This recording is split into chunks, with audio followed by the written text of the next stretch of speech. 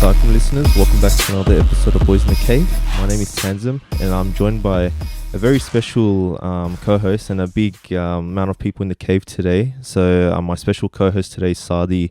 We've actually done an episode with him in the past. We touched on a bit of history and also poetry, so you can definitely check that out, inshallah. But alhamdulillah, I have two very special guests today. So someone that I've actually been following them both online. Mashallah, they've been doing amazing works, and I'll get into it, inshallah. So Zirrar is a writer and photographer based in London, and he specializes in Islamic history and modern Orientalism. And I think he can probably touch on, I know he's done some stuff for Sacred Footsteps.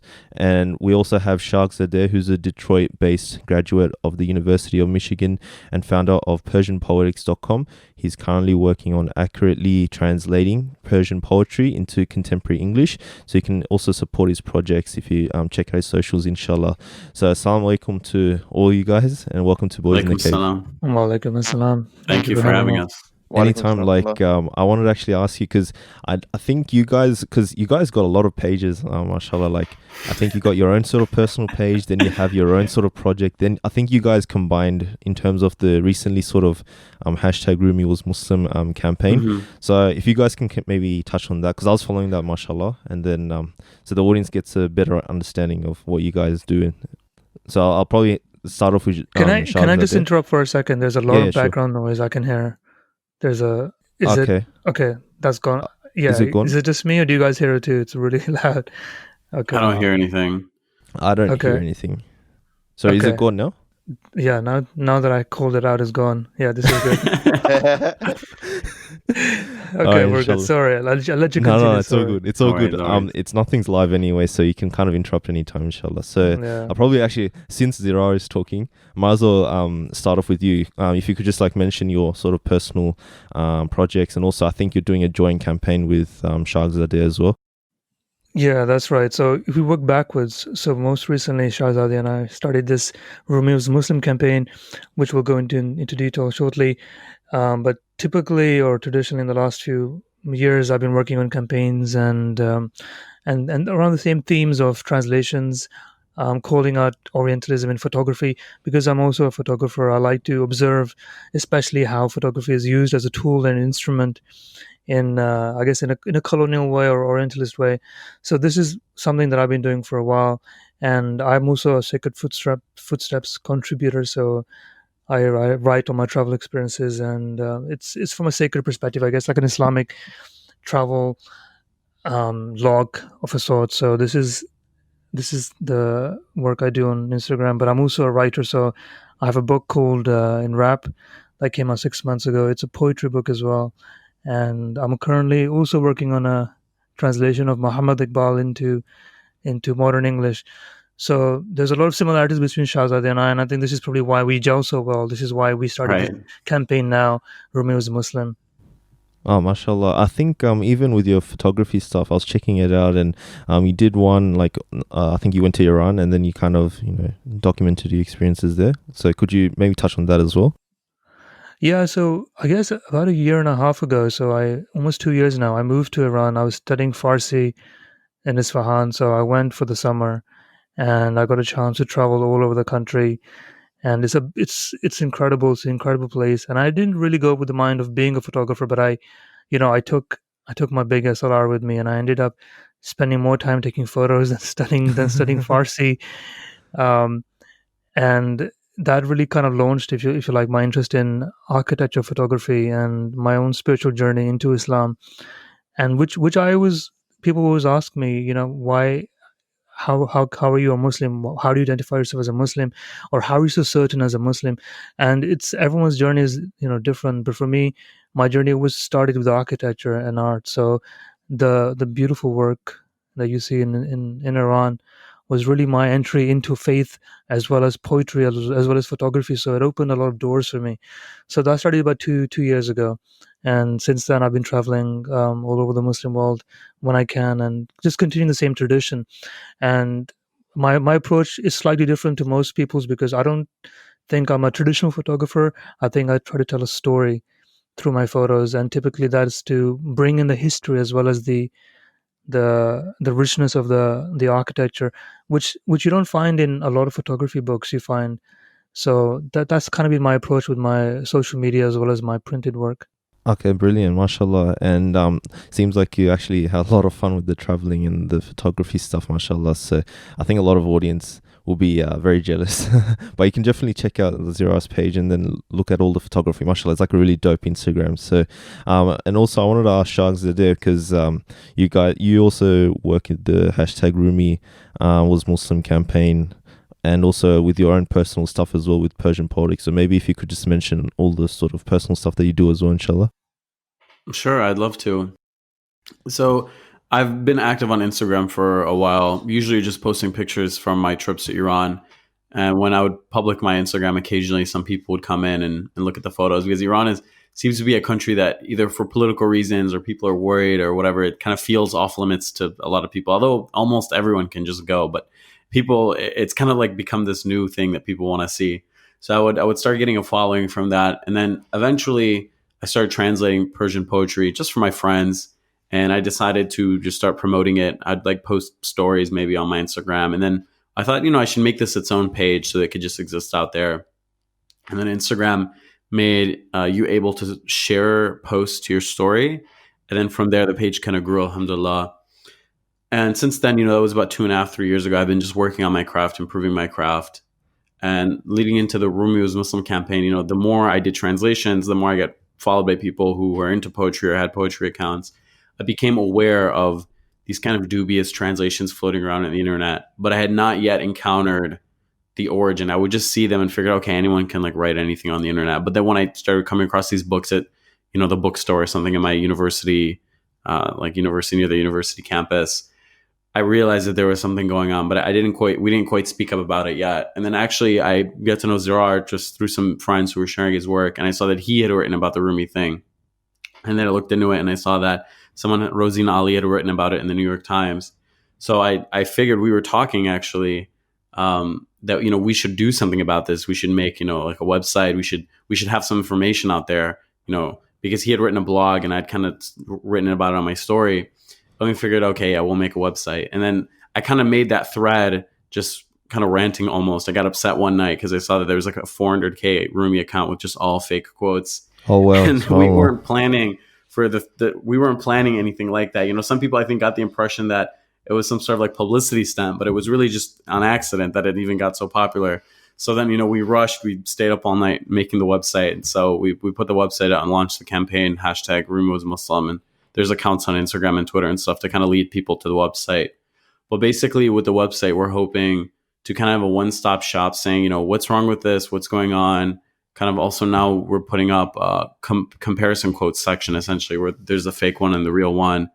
And just other resources, essentially. We want it to be like a one-stop shop, because before there was kind of just, disparate information in different corners of the internet. But one thing I wanted to add on to what Brother Zirrar said at the end was him traveling. I think that's one of the main things that I always try to tell Muslims in the West, is to try to travel to the Muslim lands and go see the buildings, go see the architecture, go be awe-inspired by our heritage. And I think that will bring people closer to Islam, inshallah. Mashallah. I think from my experience, because I'm relatively active on like Instagram and Twitter, and I actually knew about your pages before the hashtag Rumi campaign was launched. I think it was only launched roughly like a month or two ago. And I guess with the Rumi campaign in of itself, it's like because you guys were kind of in your post, you were referencing like specific books, and then kind of low-key calling out other speakers other writers of certain books. And I guess for us it was more like, I guess the lay people like myself is like, we sort of trust that, if you put out a Rumi book, you're somewhat sort of doing it in an honest way. Like maybe there's barriers in place to make sure that people don't sort of just go up the ranks, publish a Rumi book that's not even an authentic kind of Rumi book, and then not make money off it. I guess people kind of expect that there is checks and balances in place so that the right kind of authentic Rumi book gets published. But then when you were kind of specifically, I think there was a part where you were comparing one specific translation with your own translation. It was like two different worlds apart. So maybe if you, you could probably like mention, I guess, specifics in terms of why, I think, because you mentioned like certain writers, like why these sort of mistranslations have happened with Rumi's works. Right. So coming from the Iranian context, one thing that kind of surprised me was, the lack of barriers to entry as far as publishing things go. So in Iran, and I think most Middle Eastern countries, if you want to get a book published, you have to go through a certain number of hoops, which not saying is good or bad, but there's essentially a process you have to go through of scholarly and government approval before you can publish something, which there's a discussion about how that kind of stifles creativity. But essentially, I kind of assumed that, if anyone's publishing Rumi in America, there must be like some group that oversees it, or like some scholar that must, it must pass some sort of process. But as I'm finding now that I'm getting closer, inshallah, to writing a book and publishing it, that as far as publishers go, if they think if it's going to turn a profit, they'll just publish it. There's no, there's no qualms about, oh, is this like completely scholarly, and is this being fair to the origin, and or are you just like an Orientalist or culture vulture? There's none of that. There's no process to check that, right? So I wasn't aware of that, and I think ultimately that's a problem. Sometimes people message me, how did we let this happen, or how did this happen, or what recourse can we take? And I think sadly the answer, and the thought process being like legal recourse or something, but sadly the answer is nothing can be done. Because Rumi's not alive, he can't come and sue Coleman Barks and saying, no, I don't approve of this. So there's really no infrastructure to kind of prevent this type of abuse, and really any facet of anything. There's in photography and publishing books, whatever. Anyone can, and for better or for worse, there's like, they say the country of the free, right? Anyone can just publish anything. And, so you would think that, in academia, I should say, in academia, there is this kind of self-checking peer review. So that type of thing wouldn't pass muster in academia. They would shoot that down there, right? They're usually pretty good about that, despite how much I criticize them sometimes. But I mean, as far as, publishing to like the shelves of a bookstore and Walmart and stuff, there's really no process. If I can just add to that, I think yeah, you're spot on. I think but there the checks and balances exist in certain fields, and certain fields they don't exist. Now, this is the thing. If you're looking at Maulana Rumi, or if you're looking at Hafiz, or if you're looking at really any manuscript from the East in the last 200, 250 years, those checks and balances don't exist, because people don't speak those languages. So if you have a translation, you trust that translation is a good one, and then future generations reuse those translations going forward. And really, without having native Arabic or Persian speakers or whatever the language is, double checking that work, no one is going to question the translations that are being used today. So really, if you can pick up a manuscript from a bazaar 100 years ago, which is how most of the manuscripts came into the European world, was through markets that the British essentially just pillaged, or they bought manuscripts. No one is going to check them, and most of the manuscripts today are sitting in museums untranslated, and the people looking at them are Orientalist authors, modern or pre-modern. So really, this is really the root of the problem, because that due diligence isn't being done on that level. For some reason, if you're looking towards the East, you don't need that integrity from an academic perspective.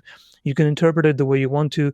And this goes way back to the very first translation of the Quran into English, into Latin, into French.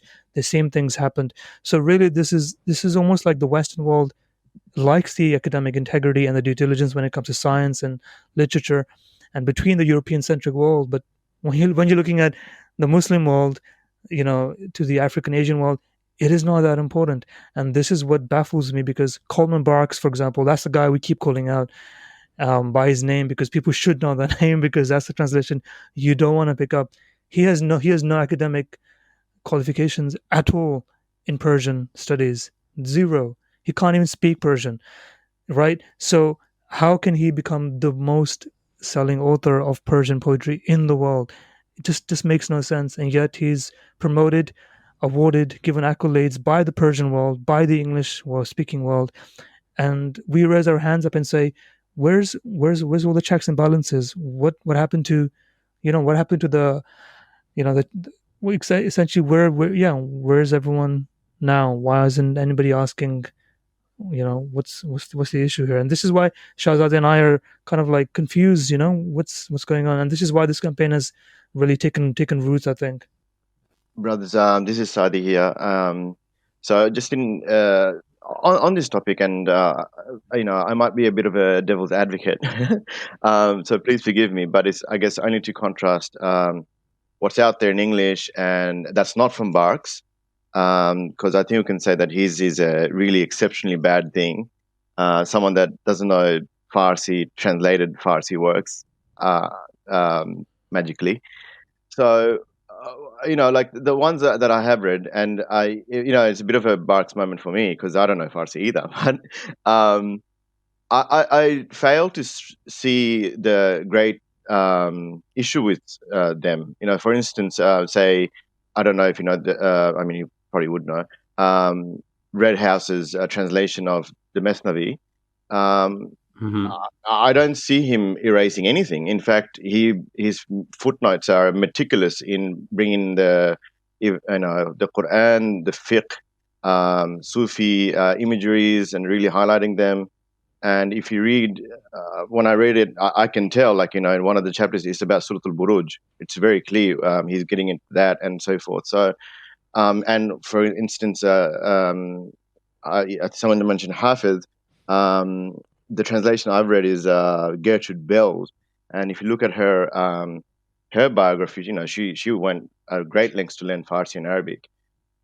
So, what value do you, if any, do you ascribe to these particular people? And knowing that of course they are Orientalists, but the content that actually comes across, the meanings that come across, um, uh, are they as bad as Colin Barks in your sight, or is he someone that just exceptionally bad?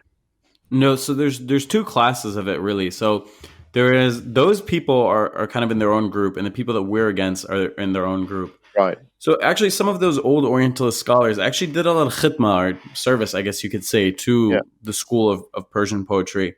So, for example, before Nicholson translated the Masnavi, I'm pretty sure, maybe don't quote me on this, there was no authoritative, I guess, I don't know what the word used in English is, but like authoritative copy of these. I think it's called critical edition, actually. Yes, it's called critical edition in English.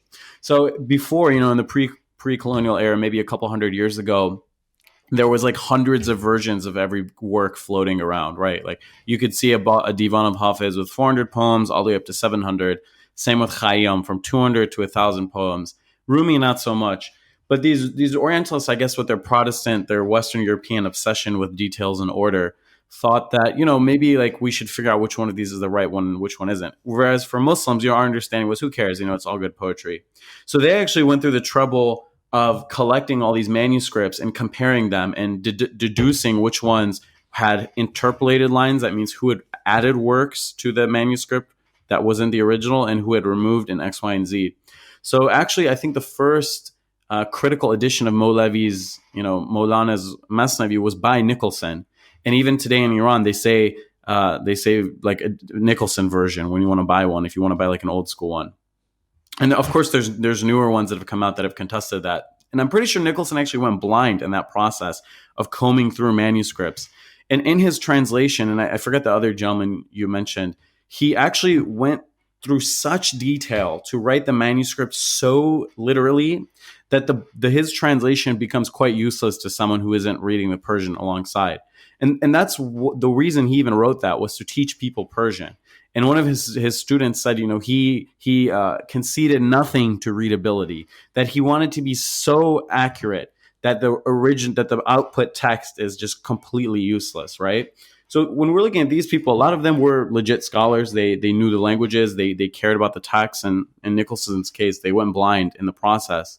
So I don't really have a gripe with him as far as I can tell. He was just a lover of Maulana, and a lot of the other contemporaries in the Victorian era. There's a mixed bag. I'm sure you'll be hard pressed to find one as good as Nicholson. But the point is, that's kind of not what I care about. Like Fitzgerald, for example, did a bad translation of Khayyam that is responsible for his fame in the West. I don't really care about Fitzgerald. He's long dead, and there's like 100 other versions of Khayyam. But the issue we take is with the second round of people like Coleman Barks. And that's for two reasons. One is that, they produce garbage. But the second thing is they've just copied the works of people like Nicholson. So a lot of people ask, how did Barks translate Persian if he didn't know Persian? He didn't. He took Nicholson's work and he just reworded Nicholson.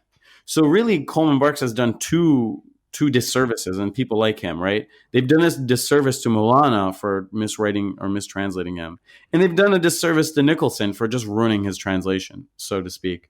So I don't think we really take issue with people from 300, 400 years ago. Of course, there's specific ones who have done terrible jobs, like Fitzgerald, for example. But the main issue really is with people who are living today, because ultimately, people from 300 years ago, what are we going to do? Pull them out of the grave and say, why are you a product of your culture? I mean, everyone in Europe thought like that. The issue is people living in 2020 who can do better when there are Muslim scholars, when they can travel to the Muslim world. And so that's really our focus. Right. Okay. Fair Can I add to that? Yeah, I please. think I'm going to dig up some old graves for these old Orientalists. So Shahzad is right. There are two rounds of I guess translations or movements that we can look at, right? So he's right. Primarily, our focus is on the Barks and Daniel Ladinsky's of today. So you mentioned Gertrude Bell, right? And you mentioned Hafiz. So Hafiz's most popular translation today is by Dick Davis, who we support and love. We think I personally think he's the best Persian, well, from the English world anyway, scholar today. So then you have someone like Daniel Ladinsky. If you buy Hafiz on Amazon today, you'll be very confused if you didn't know what you're looking for. You very well might buy something by Daniel Ladinsky. He is in many ways worse than Barks. So, but today we won't go into him too much. But so this is a problem. If you read Gertrude Bell, right? She was a British spy who was sent to the Middle East to topple the Ottoman Empire. She fell in love with Persian, and like most Europeans who come into contact with the Muslim world, there becomes a almost obsession, whether it's a fetish or something else, but they become obsessed and infatuated with the East. And this is where I think Nicholson, Arbery, and Bell come along, and they want to translate the beautiful work from the East. Now, same thing happened with Fitzgerald. Now, when you go to the Nicholsons, and Nicholson's kind of an exception, I think Shahzad and I both agreement. We think he did a good service. Now, if you look at someone like Fitzgerald, and we can go into Hayam if whenever you want to, people like him.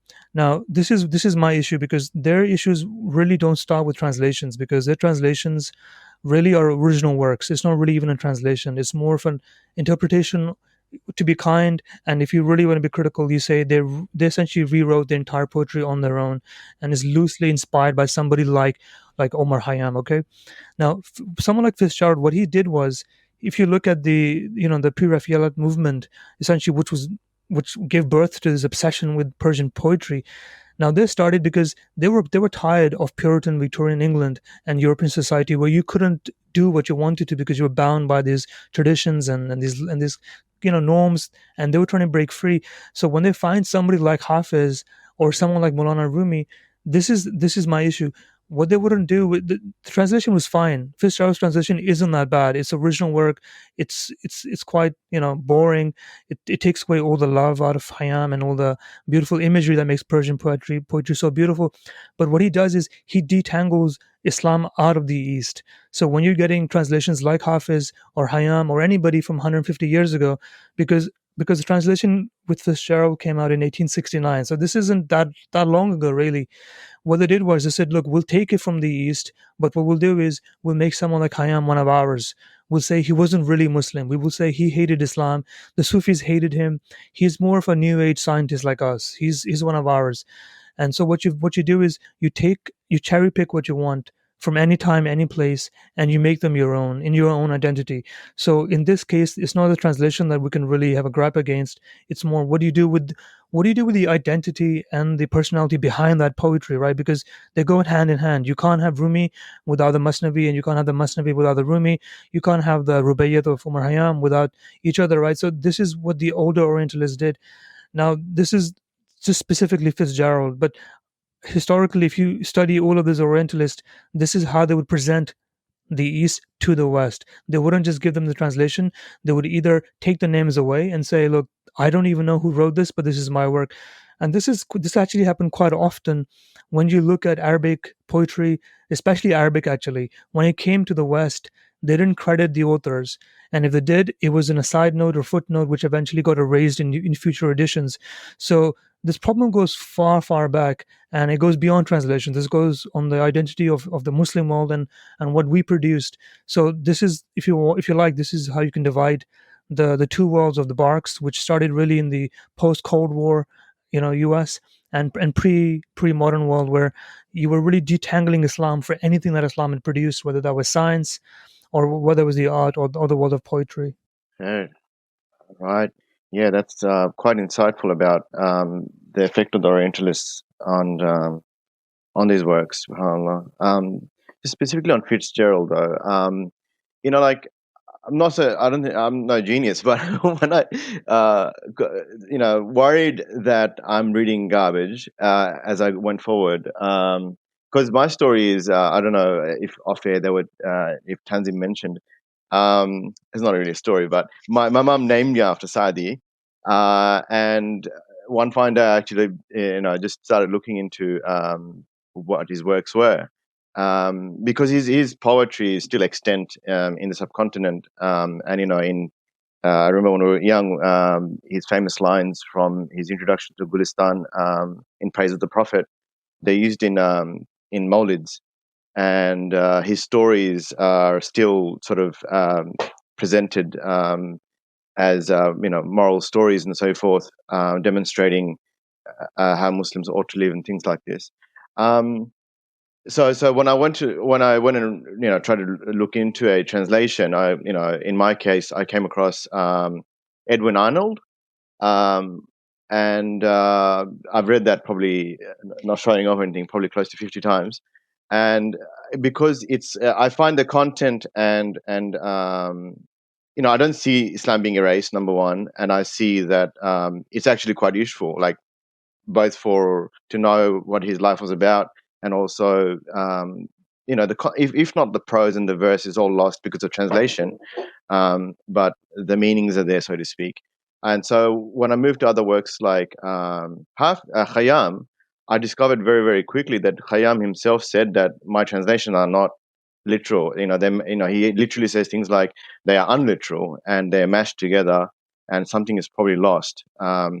But I've tried to, and he actually uses this. He's saying, he says something like sparrow, better the live sparrow than the stuffed eagle. So like he tried to give it life, so to speak, without trying to be too literal. So maybe is it the fact that people just don't look into things anymore? The Instagram sort of world, and Colin Barks is one of those loud voices, or he's just had that privilege. Including, I noticed you mentioned, I think it was Brother Sharkazade in the other podcast with Bire, that he got a honorary doctorate from Tehran University. Mm-hmm. So Yeah. it depends how loud and how much you can market yourself, that you get your works out there, versus the ones that are probably a little bit more rigorous. I'm talking too much, but yeah. What do you have to say about, so Fitzgerald? Therefore, like if we look into it, he sort of owned up, and then we've got. Is it the case that maybe, I guess there's two parts to what I'm saying. The case that people we don't really look into backgrounds anymore. Like, and clearly there's this two divide. There's a divide of the 21st century so-called translators, and then these others who have sort of not so healthy backgrounds, like being spies and so forth, but they try to do it justice. So I think essentially the issue is that the more correct or the more technical or the more literal your translation is, the less appeal it will have to people. So if you look at the best translations that are available now, like Jawed Mujaddadi, I mean, I think before we started talking about him, a ton of people didn't even know that he had written anything about Rumi. And the vast majority of people just kind of have these, consumption Rumis by Coleman Barks and a few other people. So the issue is that, the lowest common denominator is just that. It's the lowest, right? So the most simplified, basic, easy to understand version of Rumi will be what sells. And I think that also is kind of the reason that he's not really read that much. And also Hafiz, really all the poets are not really read that much in Iran either. In modern day Iran, maybe everyone owns a copy of Rumi or Hafiz, but how many people have actually read it? Very small percentage. Most people just consume it via, tidbits on the internet, like little memes and stuff like that. Yes. Yeah. So we have this large problem where people are no longer actually reading the text. They're just consuming, even the Quran. I mean, you have like Instagram Quran reminders, like everyone reposts them on their story, like little screenshots from the Quran. what is the value of that? People just, the poetry, we've just become like Instagram consumers of our own culture, curated by God knows who. On my Persian Poetics account, the first row says by Shahrazad. If someone has a beef, they can come talk to me and say, hey, what's this, what's that. But most of these pages, Quran reminders, Rumi quotes, whatever, who runs those pages? God knows who's curating them. So this is a problem generally, not just here, but also there, where they can actually read the works, where people just don't want to pick up a book anymore. They want like a 2-second version, put it on their phone. So this is ultimately the problem. And people, I can't say Coleman Barks capitalized on it, because I think he's too old to really be on technology. He's like 80 or something. Yeah. But people who have access to his stuff have capitalized it and have put that stuff on the internet, and got a lot of clout in the process. So that's essentially the main problem.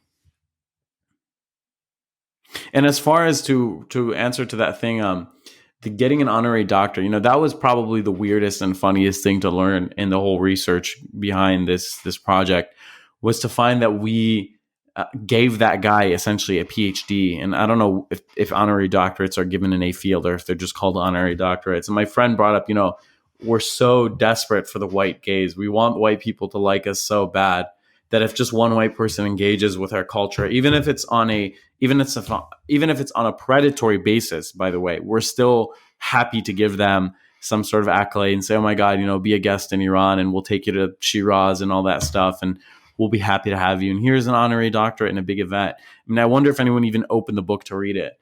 And it's funny because a lot of times the majority of the hate I get is by Iranians who are actually able to read the original, but still like the Coleman Barks version, because it's relatable to Westerners, Yeah, I in my adventure of sort of reading these texts, and specifically Saadi, and came across the big names, the cities, Isfahan and Shiraz and so forth. I came across. Oh, have I lost my train of thought? Oh, yes, on Facebook, visit Iran, things like this, pages where you see lots of, before coming across your brother's Instagram pages, and the photography that is it Brother Zirrar, that you did a lot of that. I saw your page, Instagram page before. I'm sorry if I'm mixing up who is a photographer here. What's it called? How you've made that effort. But on those websites, you actually, it's very, very unfortunate that people actually, a lot of Iranians are going out of their way to show how Iranian women dress exactly like the West, and very select curated photos of them looking very Western and partying and so forth. It's just like sort of unfortunate. Like what stands out in social media seems to be this loud group of and I hate to say this, like self-hating Iranians. Definitely, yeah. Who sort of drown out the more. I'm sure there's actual. Of course, I mean, it's almost disgusting for me to say something like this, but I'm sure there is lovers of these poets out there very much in Iran, and they don't necessarily have a smartphone. So yeah.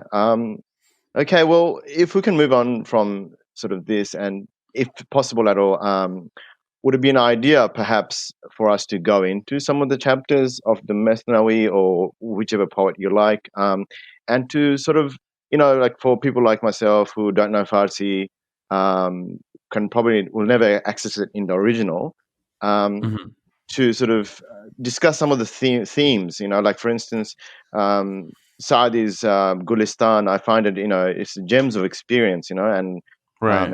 as it describes it, 8 chapters resembling paradise. It's a bit a bit haughty, but it's stood the test of time. And the Mesnavi, which is full of allegorical retelling of Islamic morality.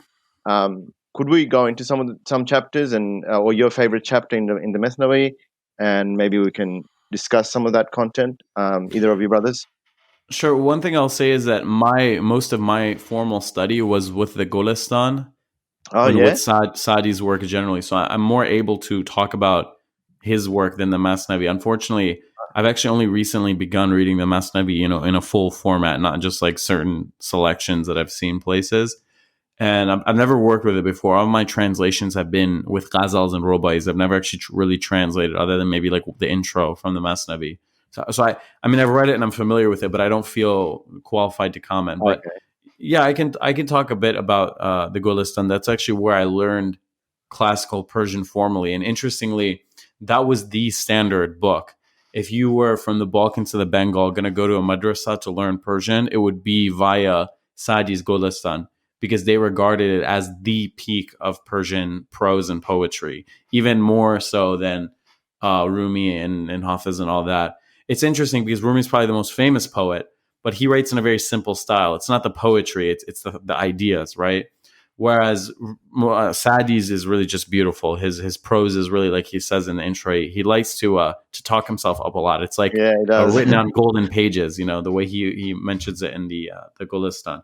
But he's the master. I mean, he writes in Arabic and Persian, but he's really the master of the Persian language. I've really not seen anyone come close to him.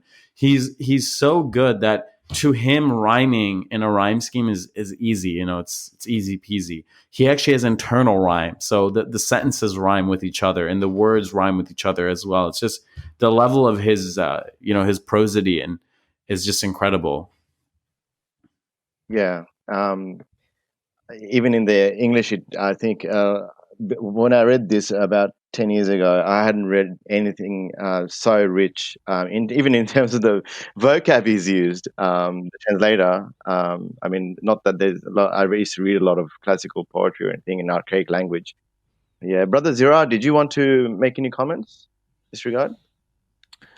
No, I think has covered it. I think so. With if you want to talk about the general poetry or the world of poetry in Iran, it's you have Hayam, and you have Saadi, and you have Atar, and you have Mulana Rumi, and Saadi is considered like Shahzada said is is simple but beautiful. He's what you teach in schools. He's what you use to educate people in basic Persian. But then also, is the beauty is in his work. Um, but yeah, I mean, essentially, yeah. Unless we're going to go into certain verses of Saadi, Shahzade, what do you think? Do you have anything handy? Do you have the Handy, Golistan yeah, with you? sure. Yeah, I have. It'll just take me 1 second to pull it up. I can definitely read some gems Where's your from. Pocket Coleman box version? Come on, put it out.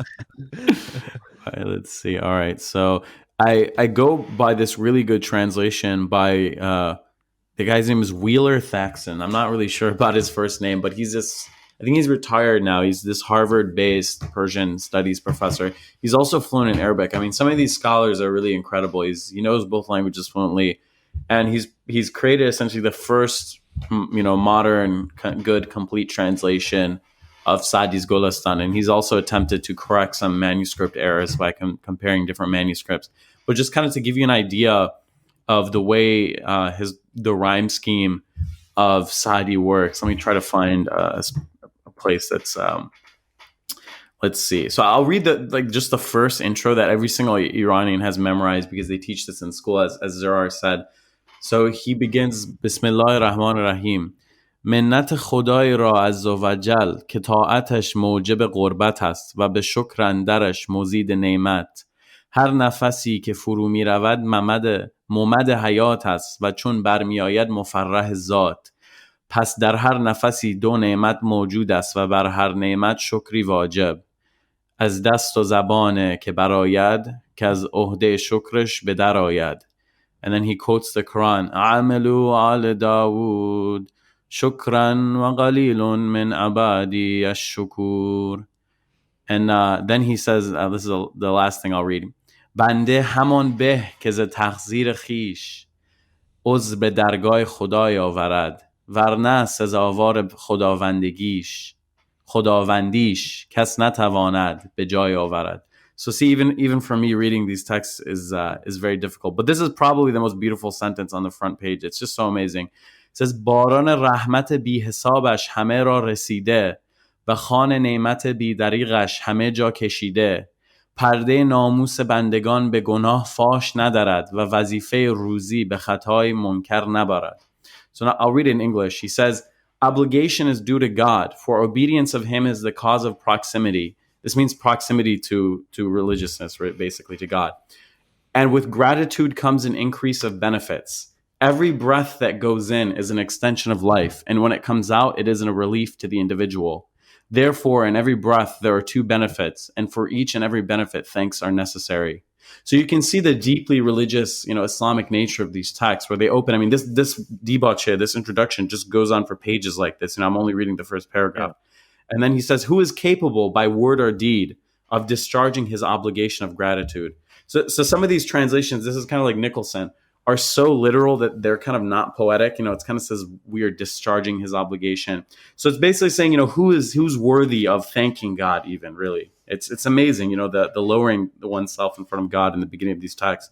And he quotes the Quran 34:13. He says, "Work righteousness, O family of David, with thanksgiving, be thankful. For few of my servants are thankful." And then he says, "It would be better for a servant to apologize for his shortcomings before God's court, for no one is capable of rendering service worthy of his Lord." So he's essentially, even the most, considered the most beautiful work of Persian prose, he's considering it a shortcoming in the presence of God. And he says, "The rain of his incalculable mercy falls upon all, and the table of his unstinging bounty is laid everywhere." So essentially, God is all merciful and all giving. "He does not rend the veil of his servant's honor." I think rend here means to cut. So he doesn't essentially make you shamed, really, because of unspeakable sin. So he'll never expose your sins to others. "And he does not eschew the duty of providing sustenance for any grievous offense." So it's saying, even if you're a bad person, he won't cut off your wrist. And we see that today. There's plenty of bad people in the world who still get their daily bread. So, at the expense of boring people, it's a very long text. Just to give you guys like an idea of the flavor of the beginning. And it's just such an amazing text, really, this work. If I could say, if someone could read one work from the Muslim tradition that isn't in the Arabic language, that's in the Persianate sphere, I would say this should be it. Oh, Yeah, Can I just add to that? I think that's a beautiful reading. I think someone who's interested in Persian poetry should maybe know some of the structure around how this works. So the reason the Golistan begins like this is the same reason the Masnavi begins like this. It's the same reason. If you look at Muhammad Iqbal's Israr Khudi begins like this. Same thing happens with Farid and Atar. His opening is also the same way. It's the opening is typically, there's a obligation you have to do, like brother Shahzad said, which is you denounce yourself to even be worthy of praising Allah subhanahu wa ta'ala, and then you try and praise him as much as you can, but all the while you are still renouncing yourself as not being worthy enough. And then you go into praising the Prophet Muhammad sallallahu alaihi wasallam, and sometimes you praise the Sahabi, depending on your variation of your creed. And this is expected. If you could begin any book without this, it would almost be unthinkable back in the ancient days. So as a poet, especially the Persian variety, this was the standard. This is how you would do it. So if anyone's read the Golistan and you wonder what is going on, why is this reading sounding like this isn't that poetic. This is because you're kind of taking off the robe of your own, and you're putting on one of humility on to say, look, I'm going to do something which I think is beautiful, but at the same time, I'm humbling myself. I'm kneeling myself to the great beloved who I can't even come close to. So there's this idea of you don't think you're all that great. So people may think and then, Shahzadeh, maybe we can really talk about the ghazal structure and why at the end there's always why you reference your own self as a poet, and that's kind of it has a similar tone to it, right? So this is something you may pick up on if you guys have read Persian poetry. This is a very high level description of how this works.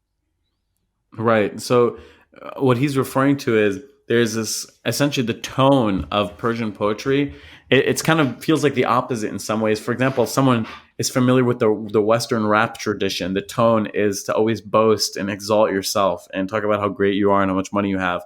That's kind of an analogy to understand the Persian one. The Persian one's the opposite. Even if you're rich and, like, for example, Hafez, you were the most famous poet of your day when you were alive, and the poet, you're supposed to refer to yourself as penniless and lowly and wearing tattered rags, and you're turbanless. One time I read, it's funny because back then wearing a turban, it was necessary for a noble person. So, and there was expensive silk cloth, whatever. Or as Hafez says, he has one poem that ends. It says, "I saw Hafez. Don't say that he's clever. I know what an ignorant he is," and things like that. So there's this concept of constantly lowering yourself, and it's like a sign of good character to always humble yourself in front of God, your patron, the Prophet, the Ahlul Bayt, etc. Yes, subhanallah. It's just take that, Mr. Barks. Like, Right, yeah. I wish there was some of that humbleness or humility yeah, in his work. yeah. It's just amazing that how it got past people that he doesn't even speak Farsi. And Right. You know, he admits that interestingly in the intro to his work, but I feel like no one reads the prologues of books anymore. They just flip through. So I mean, it seems like it was kind of necessary. I don't know how much he did it to be honest or how much he did it to cover himself, because there's this idea that if you admit something before it's exposed, then exposing it isn't that big a deal. Kind of like how yeah, Obama admitted that he right. did cocaine in his memoir, so that in the campaign trail they wouldn't say, "Hey, wait, we caught you." You know, similar idea, I think. Yeah, bit of reverse It's a psychology. great comparison. But Yeah, the thing is, okay, in the should we talk about the campaign a little bit, Shahzada, because how's it Sure, been going? Because inshallah. if you look at the campaign, right? So you guys have a good point. How can he get away with this, and yet how is he still so popular? So this is the thing. The truth isn't that important, apparently, and what matters more is how people feel, right? This age of how do you feel? This is the age we live in. Is what do you feel good about it? And if the answer is yes, you should just do it. And so people take us to and say you guys are ruining all the fun. There's a hullabaloo. What are you doing? Let people enjoy it.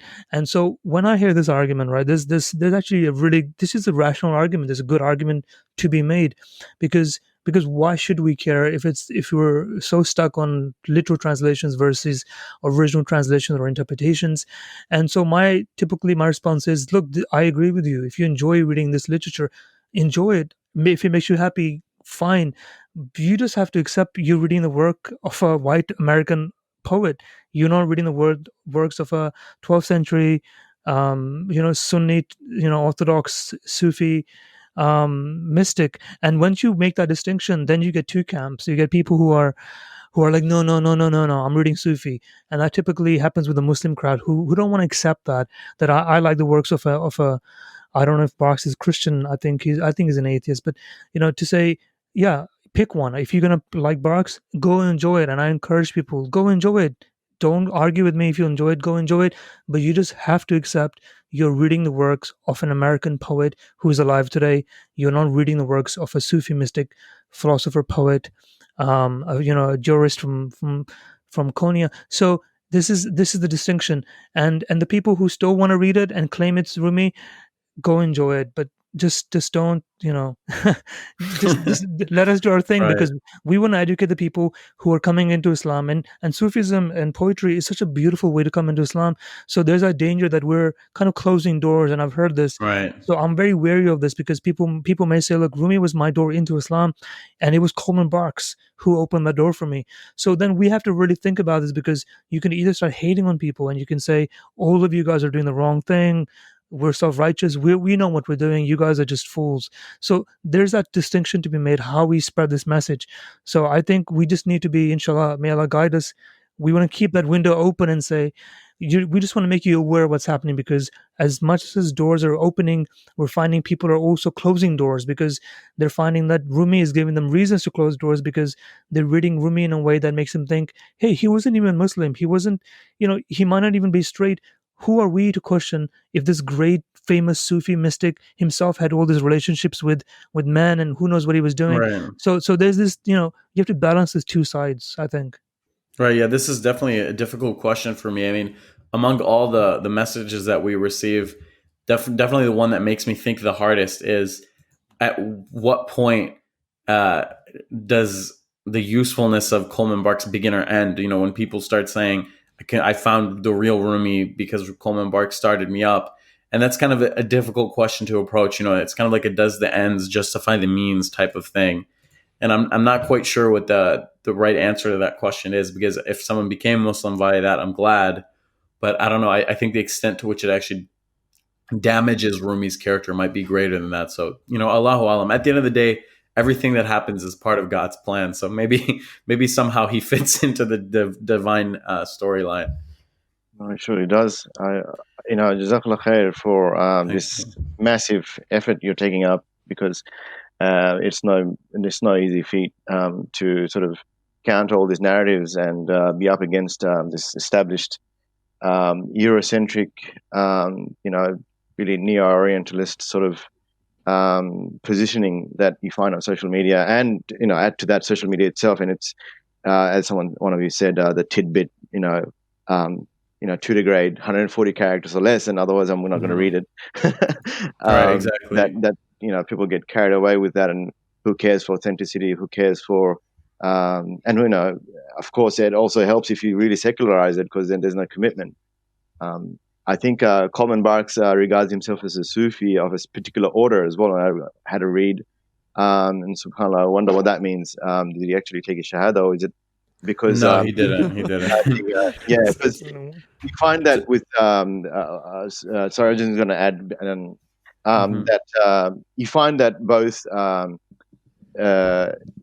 Sufism, and obviously, which is inherently part of Islam, as well as Buddhism, gets this treatment from this sort of New Age, really Eurocentric lean towards spirituality.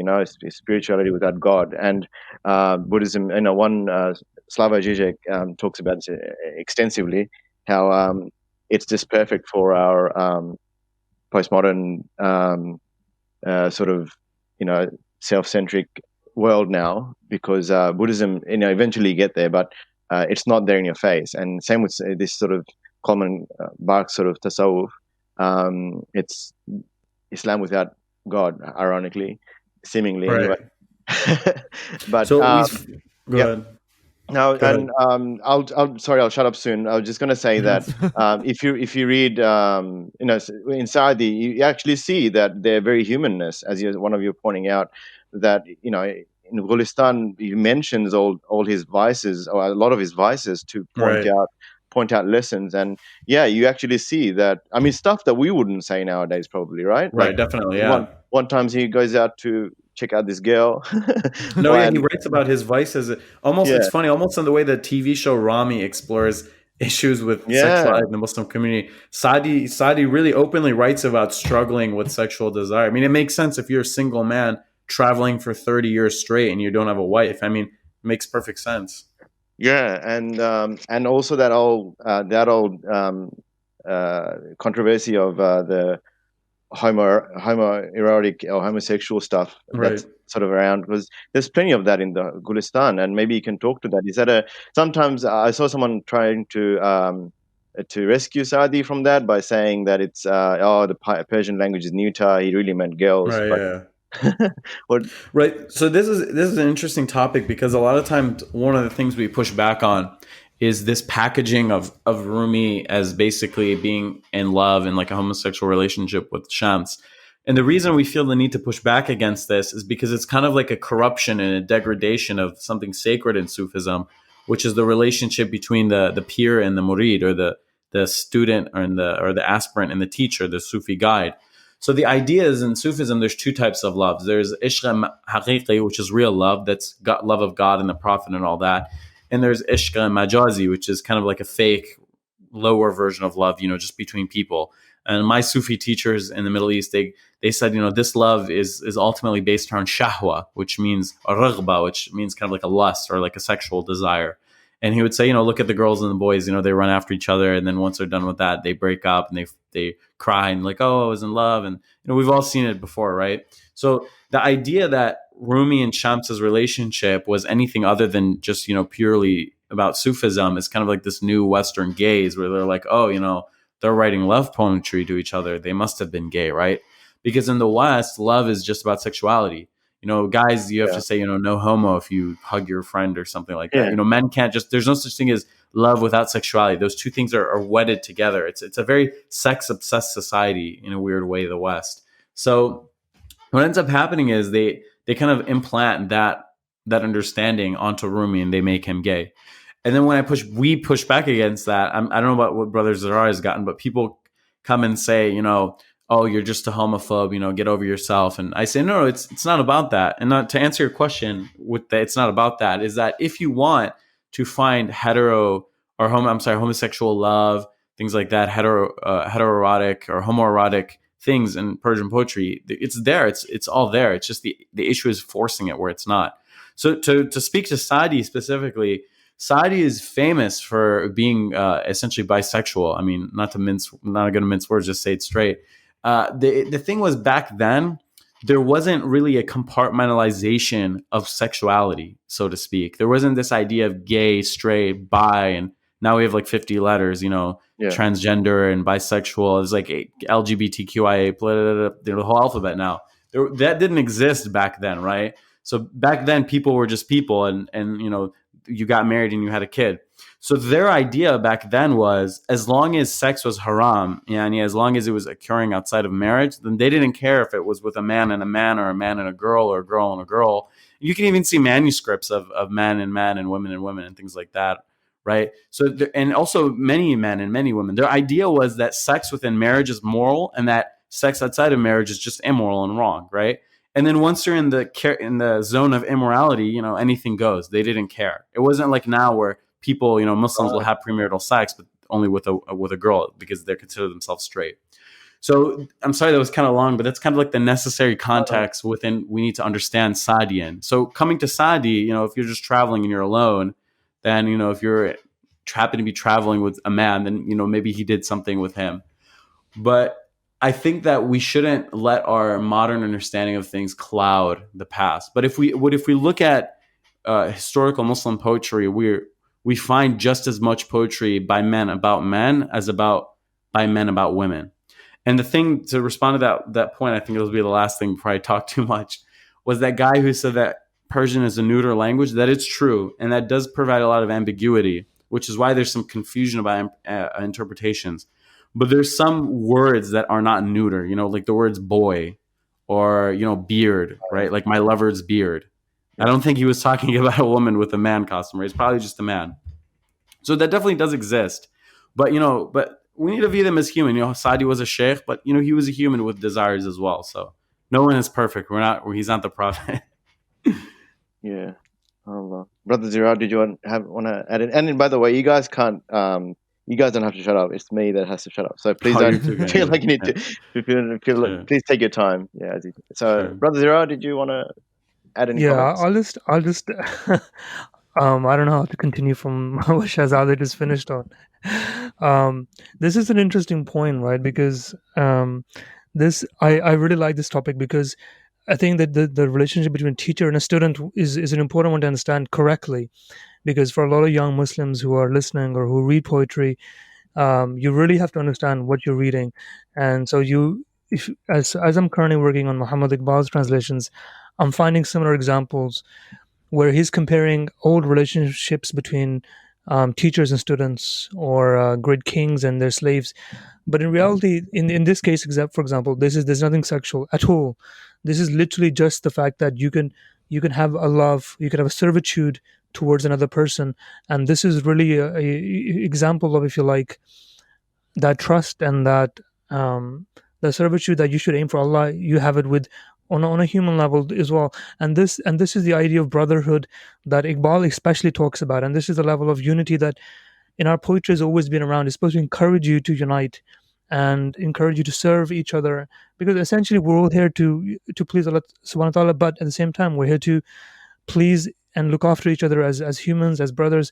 So this work of Maulana Rumi, where his obsession with Shams, this is greatly misunderstood. And just to clarify, this was not a sexual relationship, in case there's any open questions that we didn't answer. This really was a very, very, very much you find a teacher who sparks a fire in you, and you look to them to guide you, and essentially it's a door to another door. Eventually it all leads to Allah subhanahu wa ta'ala. So this is the way poetry has, in my mind, been written, and this is how I read it. I can't comment too much on it from other examples, but this is an important point with Rumi especially. Now, just before we move on from that, I just want to jump back to Fitzgerald's translation quickly, because I don't think we finished that in detail, in case somebody's wondering, because I think we've jumped so many poets that, firstly, if you guys want to know which translations to read, I've got a list on my Instagram and my website. But with Fitzgerald, now, if Umar Khayyam, we haven't touched upon this. He was the most famous poet in the English-speaking world from 1859, 1860 until the Beatles hit, until Beatlemania hit. He really was the most read poet in the English speaking world, which a lot of people would not remember unless I guess you're reaching 80 or 50 plus. Now the reason that's important is because he was bigger than Rumi in many ways. If you look at people like, let me see, if you look at Sir Arthur Conan Doyle, he wrote Sherlock Holmes. If you know from the book From Far From the Madding Crowd, it's by Thomas Hardy. You look at William Morris, T.S. Eliot. These people were all part of a fan club for Umar Khayyam. Could you imagine this today? Could you imagine? Wow. Could you imagine having these names being a fan of a Persian poet from that time? You can't imagine, right? So when we look at Coleman Barks, in a way, we give him way too much credit. Although the books have sold like hotcakes, he really is nothing compared to what Hayam really was at that time. So what happened with Hayam was his translation came into the West, and it really sparked a revolution in terms of how we were thinking. So it sparked, on the back of romanticism and the idea of that we should go back to, the whole pre-Raphaelite movement really just means going before, Raphael as a painter, because they wanted to go into more nature and more academic way of painting. So they took Khayyam on, and they became obsessed with him.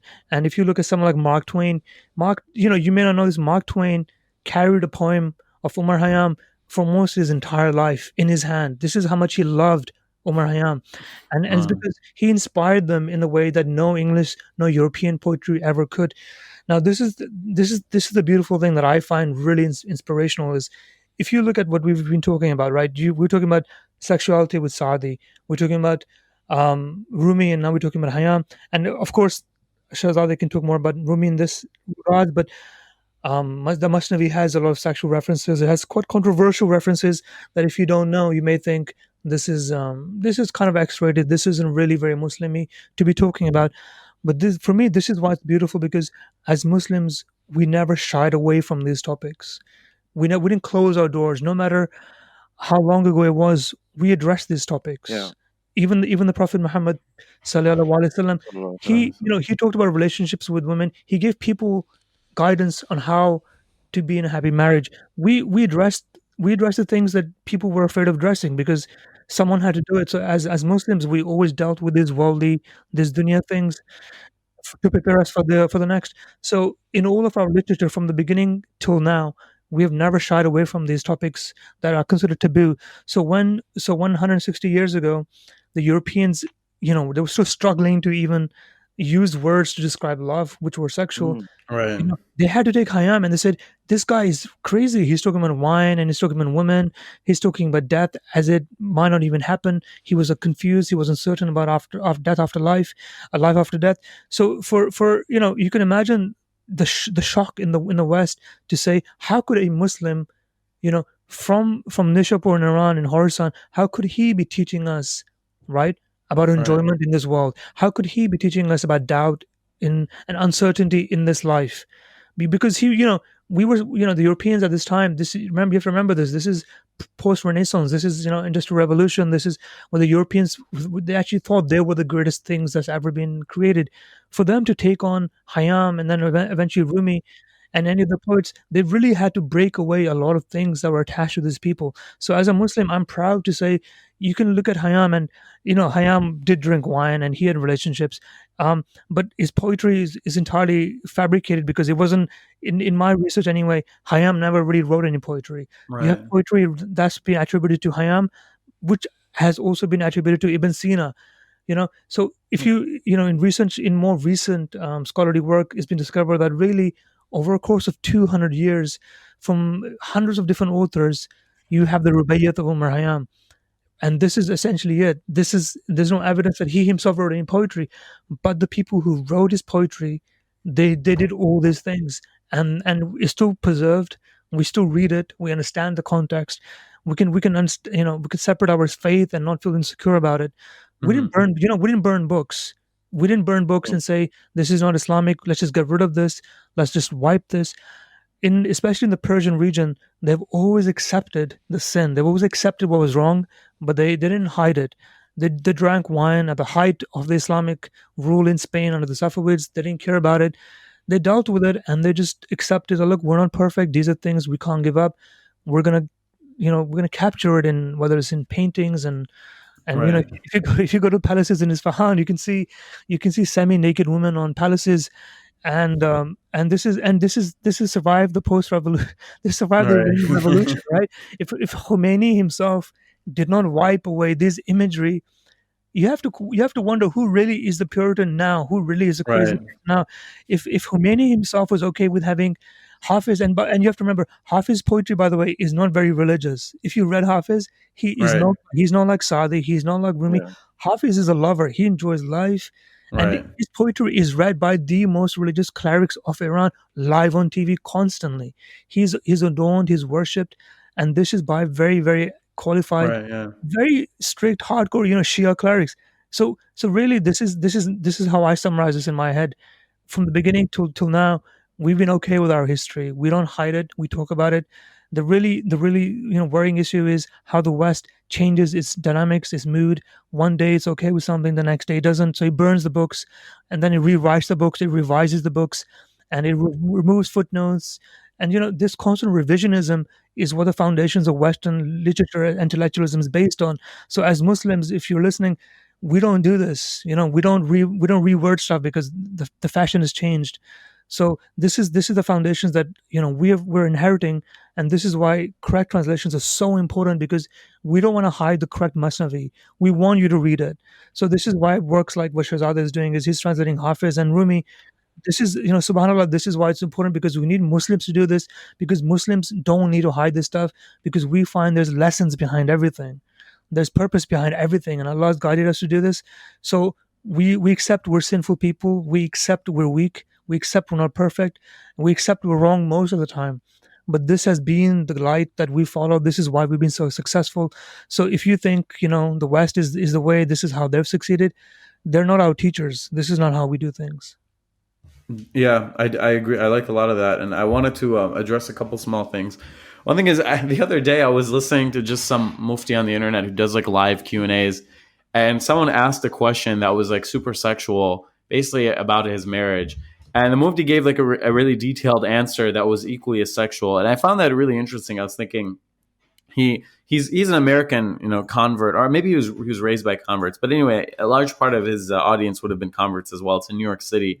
And he said, by the way, there's no aib in discussing this matter. This is related to the deen. We're not discussing this just, for the sake of discussing it. This is a legitimate question, and it deserves, a legitimate answer. And, he made a point to specify that there's no aib in sexuality in Islam, because a lot of people coming in from Christianity, especially its Protestant traditions, they're used to this very prudish, upright Victorian culture around sexuality.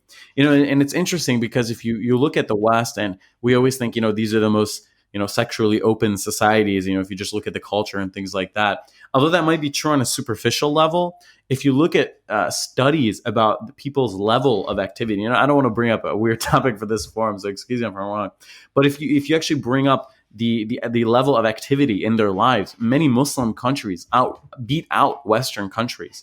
So I don't remember what it was, but I think it was like Egypt. The amount of times that couples reported having intercourse was way higher than in America. So it's weird because we have this exterior, this zahiri, as we say in Sufism, view of the West as the place where, they're liberated sexually. They're look at the billboards and the clubs and, everything on the internet. But if you actually look at the core, they're actually still, dealing with that stifling of sexuality that really came out of Victorian England, where they have these weirdest, the weirdest attitudes towards something that's very human and very normal.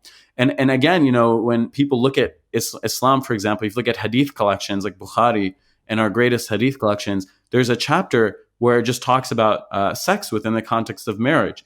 And when I remember a Christian once told me, I can't believe that this book is just like detailing the life of like you're essentially, the married life of the Prophet in that regard. And he says, isn't it supposed to be respectful? And I said, but to us, this isn't disrespectful. There's no aib. And I think that's really beautiful. We need to be proud of the fact that we didn't take part in the Jewish and Christian tradition of shaming sexuality, so to speak. But then going back to ourselves in the West, we need to be sure that we don't fall into this trap of treating sexuality the way Protestants have treated it traditionally, in a very taboo way. Now you see Muslims regurgitating these attitudes themselves. Where I remember one time at the Islamic, we had like an Islamic discussion group at university, and I used to give the talk. And one time someone requested that the talk be about sex within marriage, right? Or Muslims and sex or something like that. And someone got upset by that topic. And I remember this debate came about, if that's inappropriate or not. You say, oh, there's brothers and there's sisters and, we're all young and all that. But I see sometimes we're actually taking in these American sensibilities.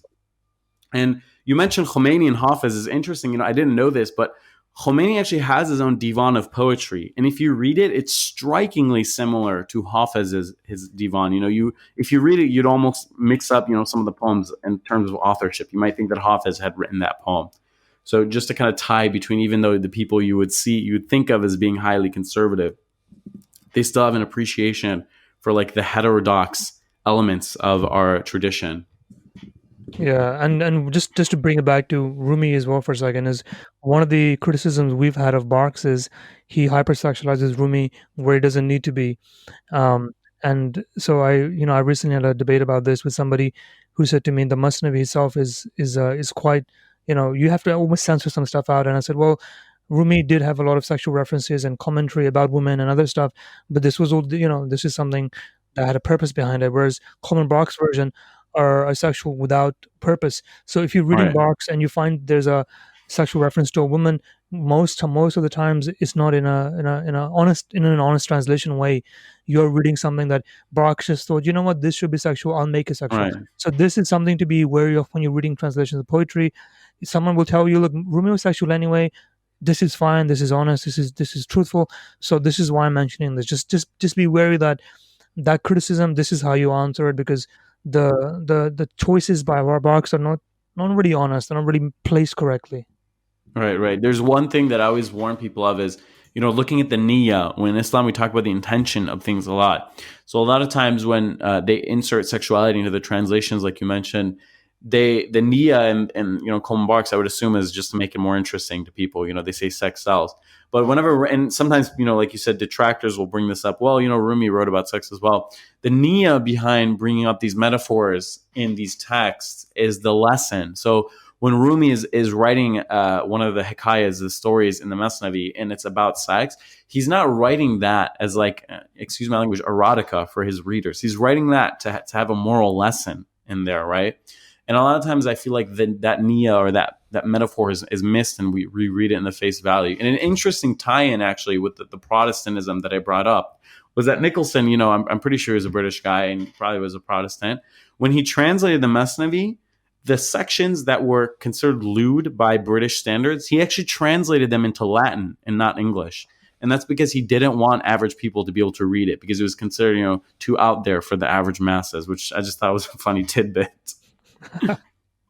Yeah, that's amazing, subhanAllah. So much you've both brought out in the last little bit. Let's stay on that topic of that censorship or changing things. It seems like one of you sort of touched on it. That we as in Muslims have seemed to have adopted those Victorian sensibilities now, and in fact, all this literature belies that attitude. And we're so hypersensitive about talking about it, and sometimes I think even a little, as is the tradition, like children are the ones that memorize the Quran by heart. That's when you start, hopefully. And even in the Quran, there's plenty of references to the sexual. And I would imagine, like, at least, perhaps not nowadays, but in the early days, even children would have had a real strong command of Arabic. Right. So very soon they would know, the religion is about all things, and Allah has given guidance on all matters. And Right. all of these poets are not talking about, as you say, for entertainment, but for lessons and to bring out how we can benefit from that. And it's actually one of you mentioned about Rami, the show on Netflix. There's actually an episode on Boys in the Cave that Tanzim did earlier, I think last year. And just that episode, I listened to it. It's really brings out the sensitivities around the topic of sex. But as you said, we're all doing it. Mm-hmm, right. But it's this unnecessary and angst about it. Even as we, I think Rami is based in. I haven't watched the show, and that's not to like sort of uh, absolve myself, but um, but just listening to the show itself, it's like typical experiences of a Muslim growing up in the West, and I think Rami travels to Egypt, I think it is, Right. and it's all out, all what is relatable to all of us, and there is so much to be found in these poets for us to take lessons from. Um, Brother Zirar, I just wanted to go back to Khayyam. Just I don't know, I almost wanted to leave this aside, but I'm not sure. Maybe it is a good point to mention. With Khayyam, as he said that he is not, he didn't write down his works, and I understand he's, he had a handful of students who probably perhaps wrote it down. But I watched this little talk by a Iranian professor at the University of Mary Washington. He's a professor of philosophy and religion there, who mentioned that his name was Mehdi Amin Razvi, that's his name. He mentioned that very little of Omar Khayyam's works can be authenticated. He mentioned something like between a dozen to perhaps 1,000. So it's a huge range, but according to different scholars. But perhaps, and he also mentions this one thing which totally really shakes things up, which is that there was 4 Omar Khayyams historically, perhaps, and perhaps we're getting our Khayyams mixed up. One guy was maybe the polymath, religious guy, and one guy might have been the poet, or it might have been the same person. Doesn't matter. The question would be: Do we need to sort of rescue Khayyam, or his work, so to speak? If there's such uncertainty around the authenticity of this work, unlike, say, the Mesnavi or Gulistan and so forth, which I'm assuming there's better manuscripts for. What's the go with Khayyam then? So okay, so it's a confusing world with Hayam, and from everything that I've read, and there's a beautiful new translation out with a beautiful, actually half the book is just a study of Hayam and Persian poetry. It's called The Rubaiyat of Hayam by Juan Cole. Okay. This is something I recommend people pick up if you want to read a good modern translation of Hayam. It doesn't rhyme, doesn't have that the meter system of the original, but it's still quite nice to read. Now with Hayam, from everything that I've read, it really doesn't sound like he himself wrote it or people under him wrote it. Now you have to look, the reason why scholars recently have come to that conclusion is, now Hayam himself was born and educated in Nishapur. He was from a rich family. He worked in the courts of the Seljuks. He was trained in Samarkand. He was a mathematician. He's a scientist. He was surrounded by the best of things, the most beautiful of things. And to be in the courts of the Shah and be working in Isfahan in astronomy, to be writing poetry and have no one know you wrote poetry, it's shocking. And the very first name that comes up, the very first script that comes up with his name on it, it's at least 100 years after Hayam, which Right. is shocking, because this is, we know when someone writes poetry. If you write this much poetry and you're someone like Hayam, you would know he wrote poetry. Now, the other ways we know Hayam himself didn't write any poetry was the themes of the poem. Now, some of the poems are very cynical about Islam, almost rejecting it, like it doesn't exist, there's no afterlife, you're only here for a short amount of time, enjoy yourself, drink wine, have fun. You're gonna, you might not even know that the breath you've just taken in, if you will exhale it. This is the theme of some of his poetry, and yet some of the other quatrains in his poetry are very mystical, Sufi, very pious nature, which really makes you wonder who is writing these different verses. So in what it sounds like is over between 12 to 1400, the years 12 to 1400, with and during the Mongol invasion, this is when most of the Hayam stuff was composed. And so and so someone listening won't be thinking, well, why would you call it Hayam? Why would you just not use your name, or why would you not use someone else's name? It was very common, especially at that time, to be, if you're writing poetry, is to kind of categorize it. So if you write something, you take it to a local copyist, and that, he's sitting in his own shop and the market, and you sell your poetry to him, and he'll copy it. He'll give you some dinars for it.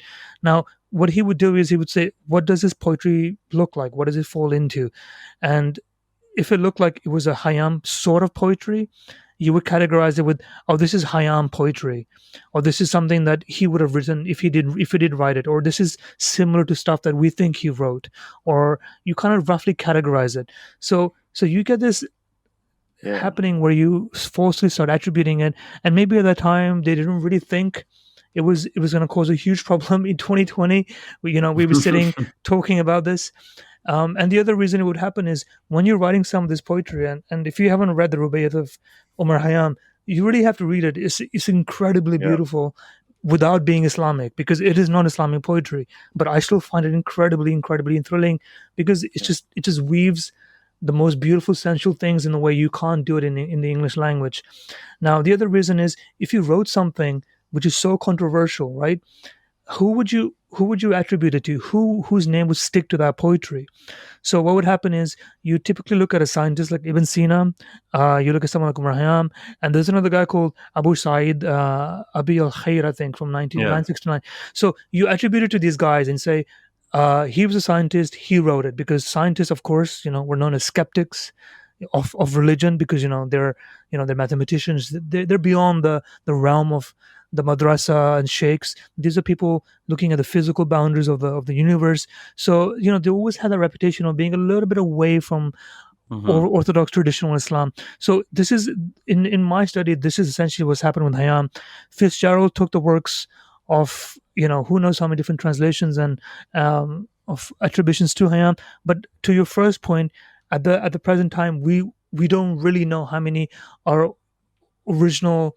Well, when I say original, I mean really between the years 12 to 1400. Stuff from after that was added on to the same Khayyam category, and it was been rejected because there's certain ways of checking.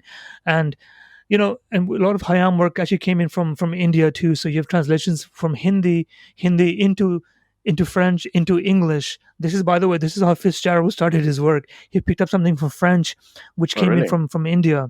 So when Juan Cole, who's the guy whose translation I'm reading, he's taken kind of the best of everything, and has just become very methodical about it, and said, let's just study everything we have, and I'll give you what I think would be from that period. But at no point does he say this belongs to this one person called Hayam. What this really does is, this belongs to that period of the Mongol invasion of Iran, the Ilkhanate dynasty, to the end of it. And this is when people could drink, and the Mongols were non-Muslim early on. So really, he's just given that platform and that grounding to this book. So if you like Khayyam's poetry, I think it's critical to know what the debate around that is. So to end this point from my side, with Khayyam, the really issue really is in the translation, because I think Fitzgerald, obviously, he did what he could. The issue really with Khayyam is, A, who wrote it? Because if you didn't write it, that's fine, let's accept it. And secondly, if you're reading the English translation, we just have to accept that his identity really has been tarnished and changed over the last few hundred years. Although now in 2020, no one really cares about Khayyam. The only reason you would read Khayyam is because Fitzgerald made him popular, and he became the biggest name in the European or American world for 150 years. But now he really is a nobody. In Rumi's taken that stage, right? So that's it. Right. Yeah. Yeah. I agree 100%. I mean, you pretty much summed it up really better than I could as far as everything. It's just, this is one thing that I kind of struggle to explain to people who come from traditions where this isn't present, that Khayyam is this, it's this tradition of attribution more than a poet. Like you said, if a bait is written in that vein, then they just say, oh, it's Khayyam.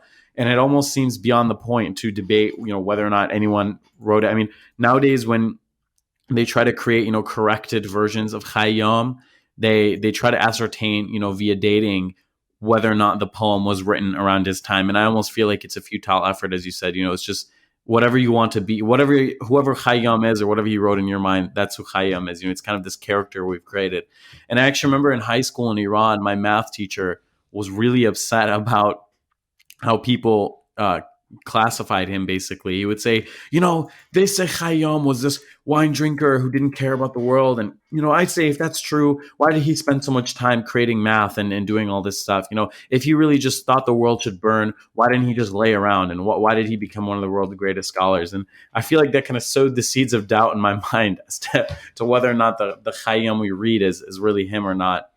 So I think ultimately, and an interesting case is that everyone in Iran knew that Khayyam was not a poet. It was understood that he was a tradition of attribution. And we know that because if you look at historical manuscripts where they talk about the great poets of the Persian tradition, none of them mention Khayyam, right?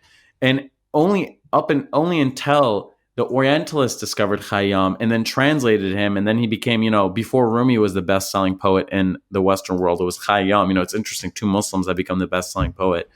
It was Khayyam. And then that's when Iranians became aware of and interested in Khayyam. And, he had a big mausoleum built over his old one and things like that. And, people started to take interest. And now what's interesting is we have actually imported their faulty understanding of the world by essentially taking on their conception of Khayyam. So the Orientals incorrectly read Khayyam as a single person. And now in modern Iran, people think that he was like a single person. They don't know, they're not really aware of. It's interesting how the Orientalists has really almost kind of influenced us in our homeland. Sometimes we in the West think, if only we go to the East. Sometimes maybe I think this. That's where we'll go and find Islam unadulterated. But really, it's amazing. The tentacles of this machine have stretched out everywhere. So you won't even really be free from it there. In modern Iran, again, people think of Khayyam as like this one guy. Oh, that's amazing. It's like self-orientalizing, right? Isn't it? That's exactly the way to describe it. Yeah. Yeah. So with Khayyam is basically, in a sense, a category rather than necessarily a person. And right. Yeah. So I was gonna. That's the best way to think of it. Exactly. Yeah. I'm gonna make a really terrible joke, and I probably killed it by mentioning it. That is a joke. But so if you write utter crap, then you can call it barks. Is that right? Yeah. Forgive me. I had to do that one. That's a terrible joke. Yeah. Yeah. I have another dad joke, but it's also barks. So which is what Barks did was a dog act. No? Okay, terrible. Yeah. All right, Tanzim, this is where you take over. I'm done. Yeah. I had a thought about, because you brought up Rami before, and I know we talked about Omar Khayyam. It's just we're talking about the Victorian era and all that sort of stuff.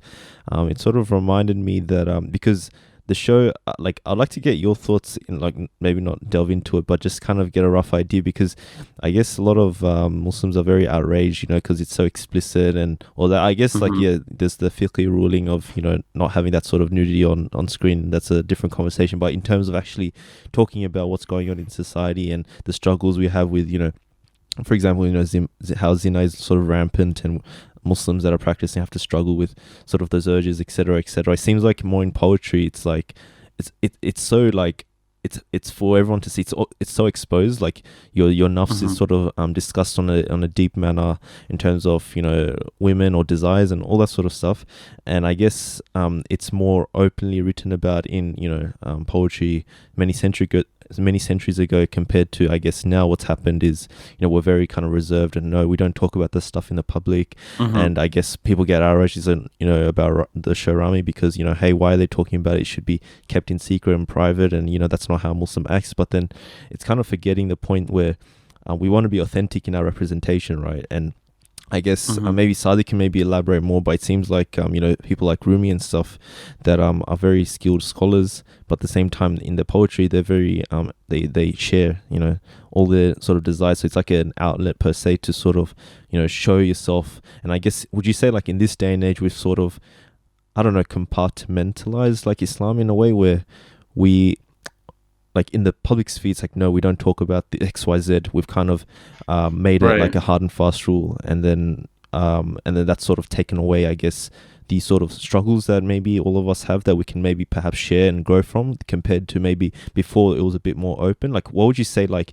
Islam was before and now in terms of society and how it's sort of represented in society?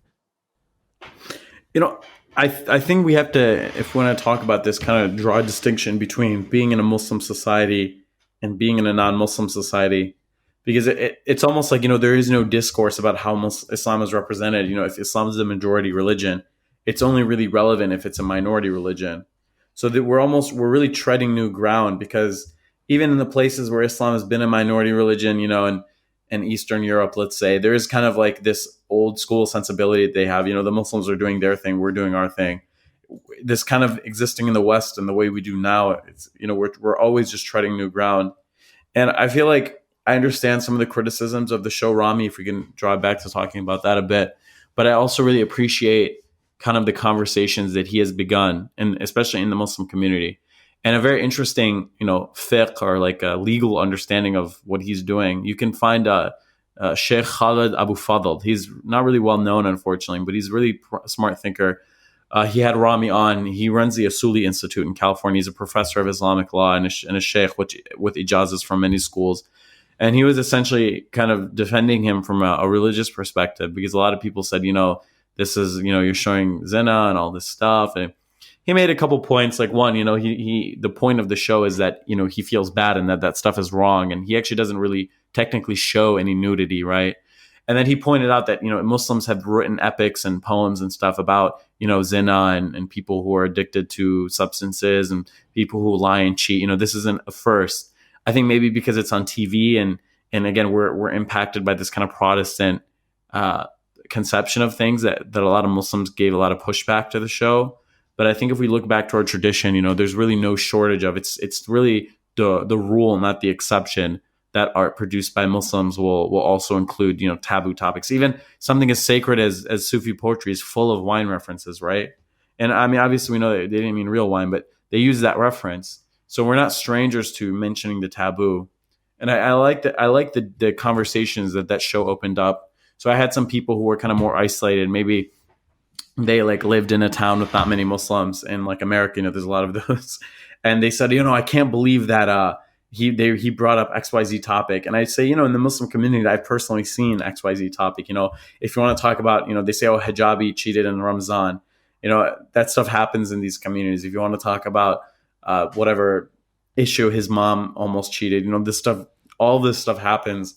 So I don't really see an issue with us bringing it up and talking about it. Now, I will say, though, the second season, I'm not the biggest fan of. I really didn't vibe with the second season at all. But in the first season, I thought it was interesting. And the way it ended with him going back to Egypt and discovering Sufism, I definitely related to a lot of aspects of the show.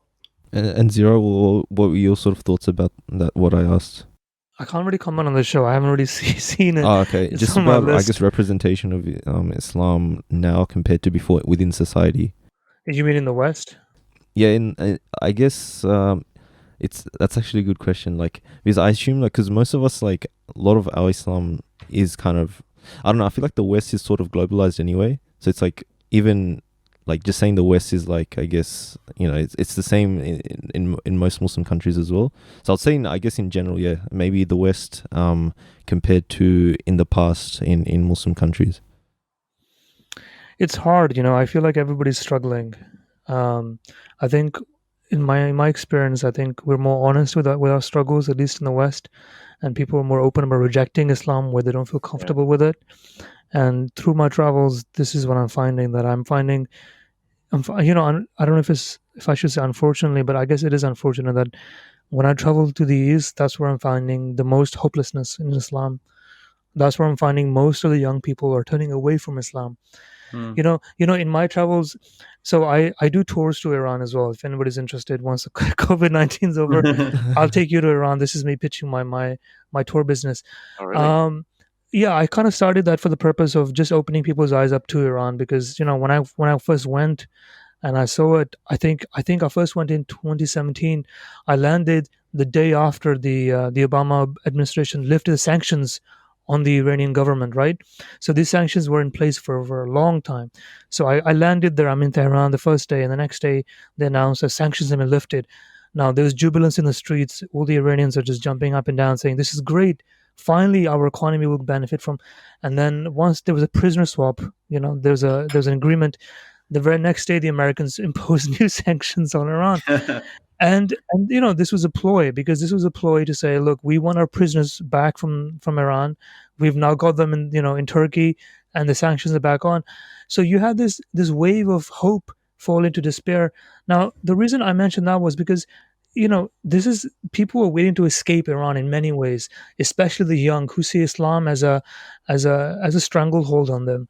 So when I started doing tours to Iran, because I wanted the Western Muslims, and most of them were British, But they kind of actually there were some Americans as well as some from Australia actually as well. So these Muslims were very practicing Orthodox Muslims. I think most of them were Sunni, and there were some Shias, and and they went to Iran, and this is the interesting thing in Iran. When they see Islam, they see only Shia post-revolution Islam. They don't see any other Islam. This is all they've known.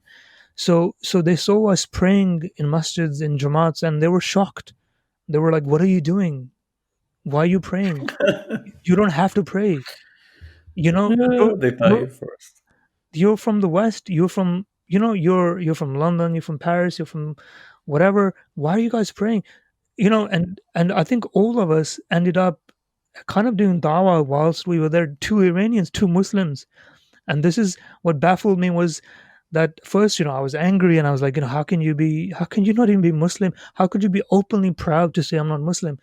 And the same thing happened when I traveled to Egypt. When I traveled to Tunisia. Tunisia is another good example of a country which has totally rejected Islam. The government is very anti-Islamic. People don't know this. If you go to Tunisia, if they see you in a masjid and you're a foreigner, they'll follow you because they want to know why is a foreigner coming to a masjid in Tunis, in Karawane. And this this mistrust of Muslims from the West as an example to Muslims in the East, I just find that interesting. It's depressing, but at least people are honest about it. People don't hide it anymore. So that means that gives you an opportunity to at least talk about it and say, what do you think Islam is? Because if Islam for you is the struggle that Rami has in the West, that's fine. You're talking about it, we can address it. If Islam for you is Rumi's poetry, that's beautiful, let's talk about it. If Islam for you is Islamic revolution, let's talk about it. But it's in the West, at least in the Western eyes, from a non-Muslim's perspective, Islam is very confusing. They don't know what Islam is. We don't know what Islam is. So, I think before we even explain Islam to anybody else, through my work at least, I'm trying to, if you go to my platform, for example, if you listen to my podcast, read my articles, it's very difficult to identify me as a Muslim, as an individual, because I don't talk about any particular set of values or beliefs. I'm not a Sufi. I say that openly. I'm not a Sunni. I'm a Sunni, but I'm not a Shia. So I don't always make that clear because I want people, Muslims, to just come into and say, it doesn't, I'm not going to do the whole like, oh, I'm just a Muslim, I'm not a Sunni thing. I think that's kind of Yeah. useless cliche because it doesn't really achieve anything because you have to have a set values you believe in, but at least you should address your concerns. And as Muslims on my Instagram, I constantly get Muslims saying, I'm very confused. I'm this close to leaving Islam, and I've been raised in Sweden, I've been raised in Germany, I've been raised in the US and Canada, and and they ask me, and I'm like subhanallah, I don't know what to tell you, but I can tell you all the things that are wrong with me as a Muslim, and I hope that might give you some idea of how to deal with it, because you don't have to hide it anymore. We don't have to hide it to our parents, to our friends, because now you can talk to people and hopefully address them. So it's been a unification for me in many ways, because I'm kind of addressing these issues with myself whilst I talk to these Muslims in the West as well. So it's kind of a mixed bag. I don't really know how to answer that question, but this is kind of my experience Yeah. anyway.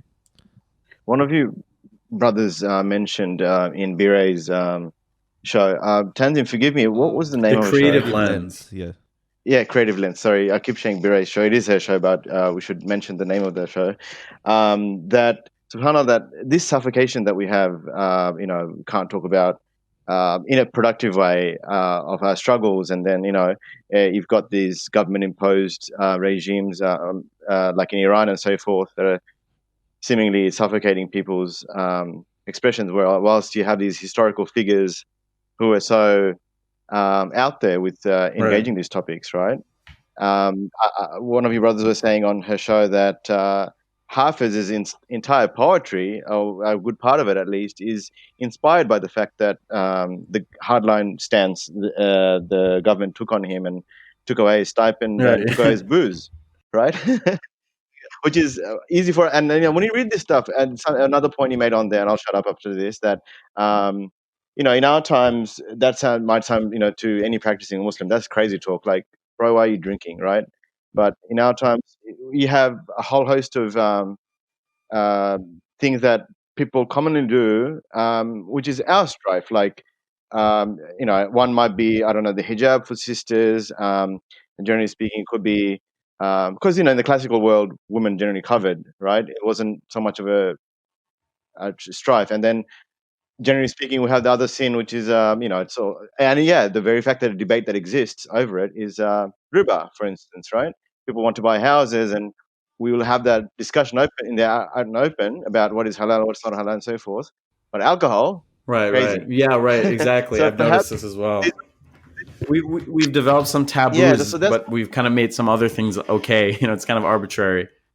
yeah. And so, like, I'm sorry. My point that I was trying to get to is that just on Hafiz, that his poetry was about lamenting his loss of his drink and his ability to do that, right? In part. So maybe you can talk about that and how he wasn't being stifled, Sure, sure. effectively. Even So it's let's say interesting you bring up the stifling of some of these Muslim countries. It's funny, there's this prominent kind of rebel cleric in Iran. His name is I think it's Hossein Al-Ghamiri. He's not really broken out into the non-Persian speaking sphere, but he kind of rebelled against the clerical establishment, and they kind of punished him, and now he's become like kind of a rebel cleric, let's say. And he was criticizing the censorship regime that exists in Iran, but it also exists in every single Muslim country, essentially, where if you want to publish a book, you go through a million hurdles, and they'll tear out anything, and they'll kind of just make the book not the book anymore. So people just either choose to not publish or publish underground. And he was saying, if Muhammad was alive today, you guys would say, we're not going to give you a permit to, get your Quran written down and distributed. Or if Hafiz was alive today, you would say, we're not going to give you a permit to distribute your book. And in a way, they're right. These modern states that we've created they just stifle creativity. And it's part of the reason that we're held back, But what's interesting and important to remember is that these modern states are holdovers from the colonial empires, that they, set up these structures for us, and that they left, and we just kept them going, right? And that's just a different topic, and that could go another hour and 45 minutes that we've already gone. So one thing about Hafiz is, yes, so a lot of his poetry that laments life, and first of all, we need to understand Hafiz and Khayyam, their poetry was composed in a similar context, in the context of mourning the destruction of the Muslim world at the hands of the Mongols. So Hafiz lives 50 years after Genghis Khan's army sacks Baghdad. We kind of forget the Muslim world. That was probably the moment that marked the steady decline. Since the sack of Baghdad, we've never had more incline than decline. We've just been on a steady, unfortunately, down going. So he grew up right after that. He saw the decline or the destruction of Baghdad, and then he, towards the end of his life, Taimur Lang, which means Taimur the lame, or in English it turned into Tamerlane, swept through and eventually made it, I think, all the way to where he lived towards the end of his life. And there's rumors that they might have actually had an interaction. But anyway, Hafiz is growing up really in a really unstable period for the Ummah. And then also within his context in Shiraz, like you said, he grew up around unstable, political realities in Shiraz as well. And Khayyam and Hafiz, in a lot of their poetry, you see them reminding us that the world is unpredictable, that it's a sad place, that every palace will become, essentially reduced to rubble and bricks, and that every place where a king sat, a bird will sit and excuse me, but I'm quoting basically, take a poop where he sat. So this, we need to really understand them in this context. And right, I agree. A lot of times Muslims are kind of at a loss for what context they should understand these works from. Because, if we're going based on our modern understandings of, of course, Muslims never drank, of course, Muslims never did zina, and it becomes hard to swallow these things. So I think it's really, we need to, do away with this Protestant mindset that we've developed. And not to say that we condone it, not to say that I would, get on a member and say that premarital sex is okay, but I also wouldn't say that no Muslim does it. It's certainly, a human thing, and we're human. Yeah, and Zirrar, what were your sort of thoughts as well? Yeah, I think just to, I think, kind of round up this conversation a little bit for me in my head, because I think if I'm just listening to this conversation, it can sound like we're kind of almost making this normalizing what happened with the Persian poetry and the Persian experience, because it does sound like everybody drank and everybody had zina and this stuff was normal, and it can be quite overwhelming for somebody who doesn't know how to approach this stuff. So I think we need to kind of place this in a way, because we can't look at people like Hafiz and Khayyam and whoever wrote Khayyam and Maulana Rumi and just go to the list. We can't take these poets and say this is my Islam. This is where my deen is going to come from. This is my identity. This is my face. This is my mosque, or whatever you want to call it. These were people just like us who lived a life. But as unfortunately, I think this is almost it kind of comes back to the Western experience. In the West, they like to hold on to statues and names of people and say, we have this Western civilization that's attached to post Renaissance. They give you names and say these are the people that are giants of the European world. So as Muslims, we turn around and we say, well, who's our giants? So we look at philosophers like Imam al-Ghazali, Ibn Sina, Ibn Rushd. We look at Ibn Khaldun. We pick these 5-10 names and we say this is my Muslim. So when you look at their lives and you find these problems with their lives, we get disheartened and we can feel like, what's going on? How could Hafiz be bemoaning the loss of his wine? What kind of if he's my greatest poet, who are we as Muslims? So I think if you're listening and you're thinking about this stuff, you just have to remember our culture was never like this. We never picked one poet out of 500 years and say, this is my poet. Because if you need a list of Persian poets, there's at least 100 I can give you that were nothing like Hafiz, right? But he's the one we reference today. So if you want to look at someone like Maulana Rumi, I would say you classify him at the top in terms of his connection with Allah subhanahu wa ta'ala. But I can give you 100 who are not like him. Right. So there's you have to really summarize it yourself in the sense that, because if you only speak English, unfortunately, and it is unfortunate, and you're looking to learn Islam from Orientalist texts, my first advice is, when you're reading something by Gertrude Bell or Thackelson or Nicholson or any of these people, you have to remember you're reading text that was written for a Western audience. It was not written for the Muslim mind of 2020. They were not writing for us to take our deen from these translations. So as much as we can debate translations, we can debate the pros and cons, as Muslims, we have to remember, if you're learning Sufism from books that are translated by Orientalists, doesn't matter how good their intentions were, you're not going to learn your faith from translations. The most you can do is do an academic study of theology. Essentially, that's what it is. It's religious studies. Because I get people asking me all the time, I'm reading book by so and so on Sufism, is from 1800 whatever. Is it good? And my question is, well, are you doing an academic study, or are you learning Islam through it? Because if you're learning Islam through poetry of Nicholson or translations of whomever, it's a problem. So it really comes round into how you're interpreting and looking to the East for your own deen, and how poetry fits into that, and how wider scholarship fits into that. Because we really, really have to separate, I think, Orientalist academic studies of the Muslim, which was for the non-Muslim.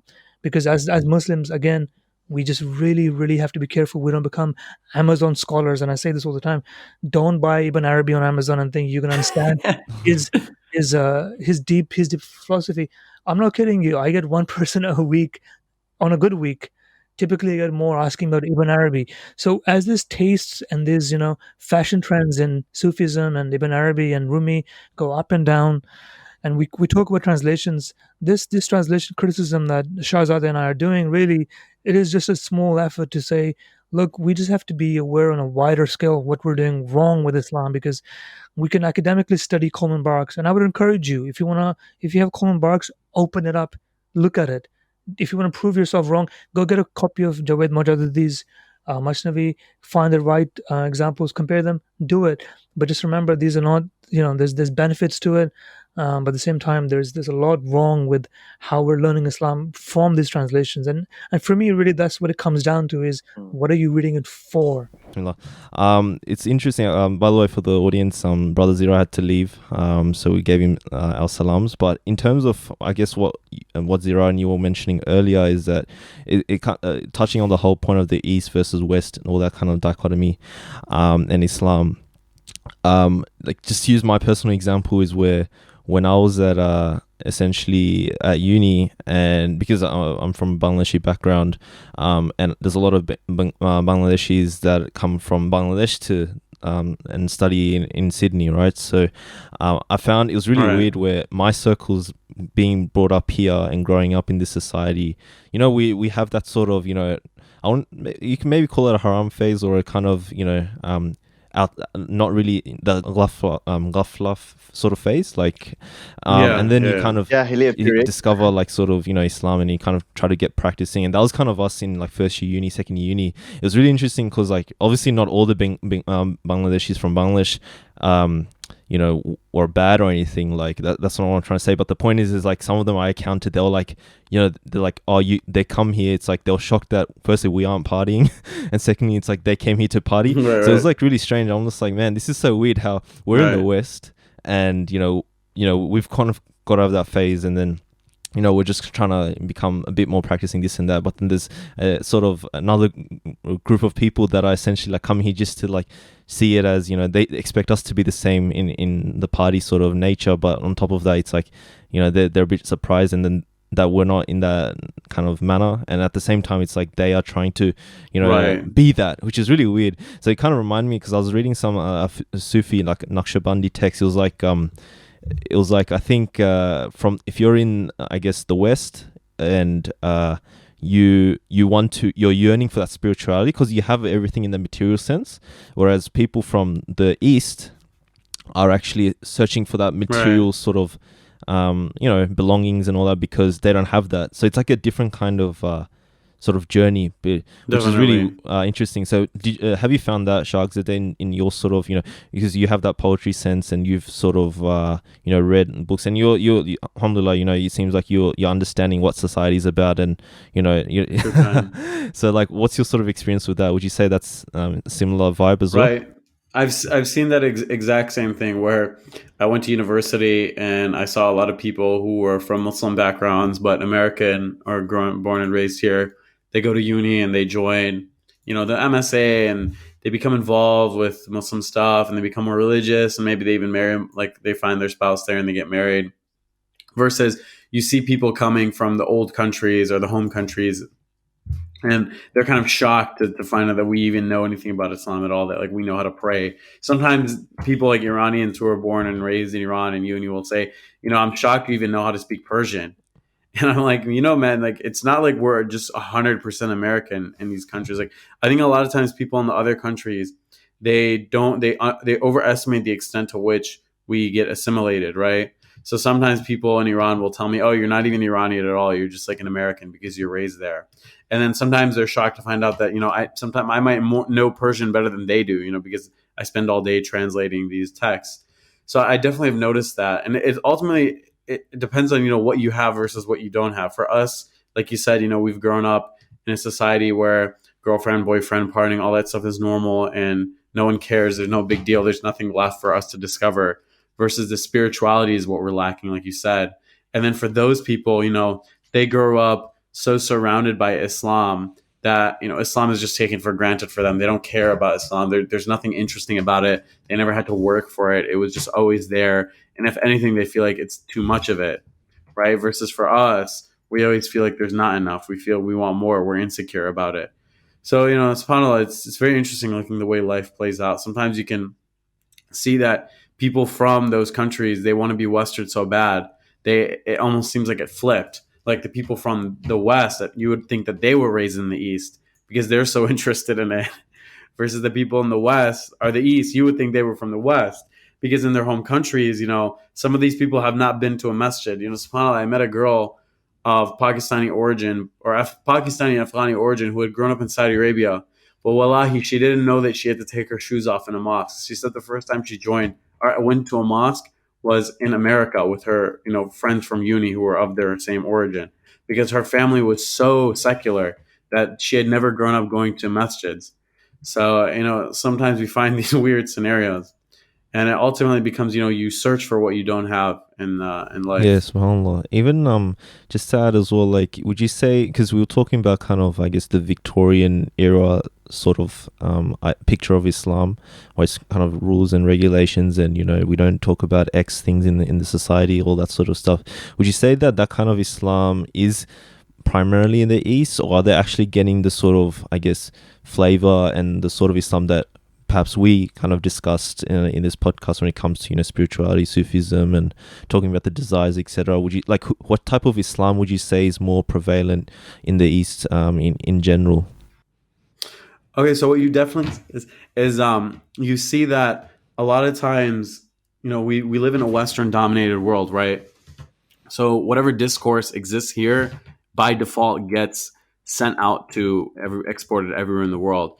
I remember I saw a video of I can't even remember if he was lamenting or if he was happy and saying that, you know, we should learn English because of this. This Islamic scholar from the Emirates, it was in Morocco, saying that you guys need to dump French and learn English because everything in the world is written in English. You know, even texts about Islam, even the majority, amazingly, of works written about Islam these days are written in English. And the same thing can be said for literally any topic. So we see this huge influence of the West and even the Muslim world. So a lot of times the mindsets that I encounter there, they're totally Western, you know, whether it be about Sufism or poetry or Islam as its practice, things like that.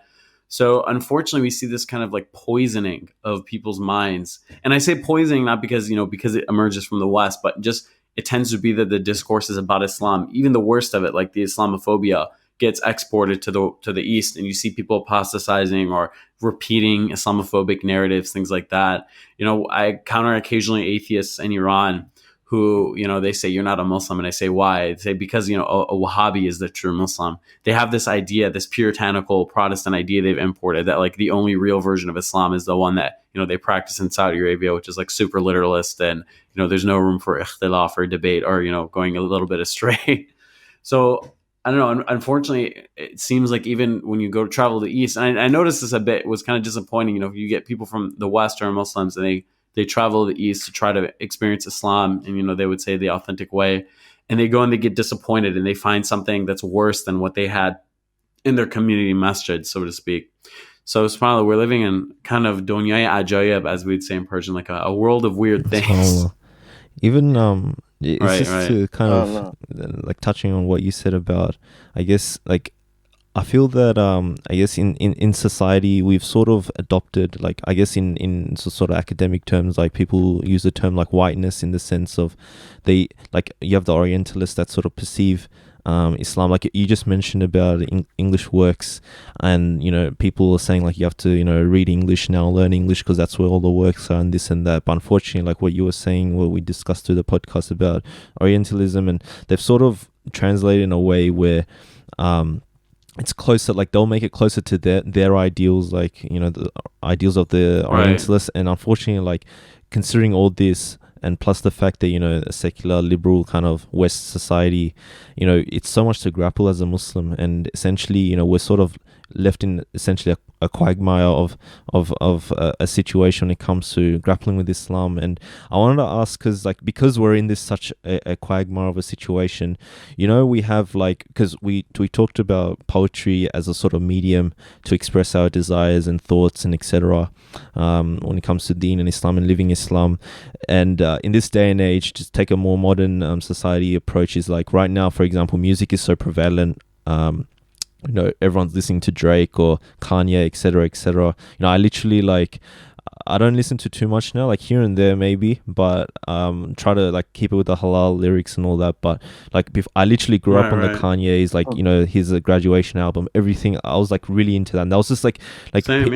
Literally, and people that album, think like, you know, like, I don't know, super strict people, like, you know, what the hell, haram, this and that, whatever. But it's like, that's the society you're in. Like, if you're gonna kind of not talk about it, then you're just sort of, you know, shooting yourselves in the foot, because that's where like most normal Muslims that are like growing up with this sort of stuff, and, you know, Drake and Kanye and all the other artists. So what's your take on sort of the question I'm more getting at is using like mediums that exist in society now, such as music, in order to, and maybe, I don't know, like what kind of genre will be the most popular. I would say maybe rap, R&B amongst the youth, using like such mediums to showcase, you know, sort of our struggles and using it as a medium, because you'll have the fiqh rulings of music being haram and this and that, but then I know there's a lot of Muslim artists that take a different opinion, etc. Funny enough, more kind of, I guess, Sufi kind of scholars are a bit more lenient on that, and they'll quote Right, the yeah. Ghazalis and all that. So what's your sort of take on using these sort of mediums in order to showcase our Islam, considering the fact that this society, music is so rampant essentially? Right. So I tend to take a more Sufi view on music, that it's permissible as long as it's not promoting haram things, let's say. But this, what you mentioned reminded me of, there's the same Mufti that I mentioned earlier, who said that a lot of people, they think they're traveling to the Muslim world to get away from all the fitna or whatever that exists in the West. And he said, in the first week that I went to Medina to study there, he studied at the Islamic University of Medina, I would hear, rap music, 50 Cent, Kanye West, Tupac, whatever, blasting from cars, of local Saudi people. So it kind of shatters this myth that there's this Darul Islam that you can go to where you'll be freed of, the all-encompassing effects of this modern globalized culture that is more or less produced in Western countries, but basically exclusively America, unfortunately. So to the extent to which we can kind of ride on that train and do something Islamic, I figure I can't say that I like, for example, like Muslim rap. I don't know, there's Dean Squad or whatever. I just mean from a strictly musical basis. I don't really, not getting into a fiqh debate.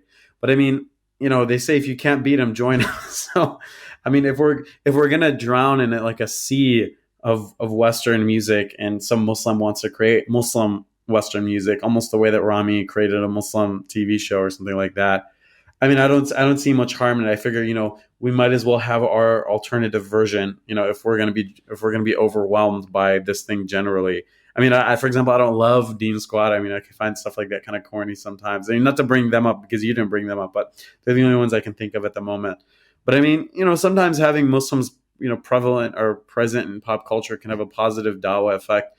Like I remember there was one song by, I think it was like Flatbush Zombies, where the chorus was like, I was just sitting in a car with my American friends, and it was like, ride with my squad, hamdulillah. Yeah. And I thought I had misheard it, and I looked it up, and he really did say hamdulillah.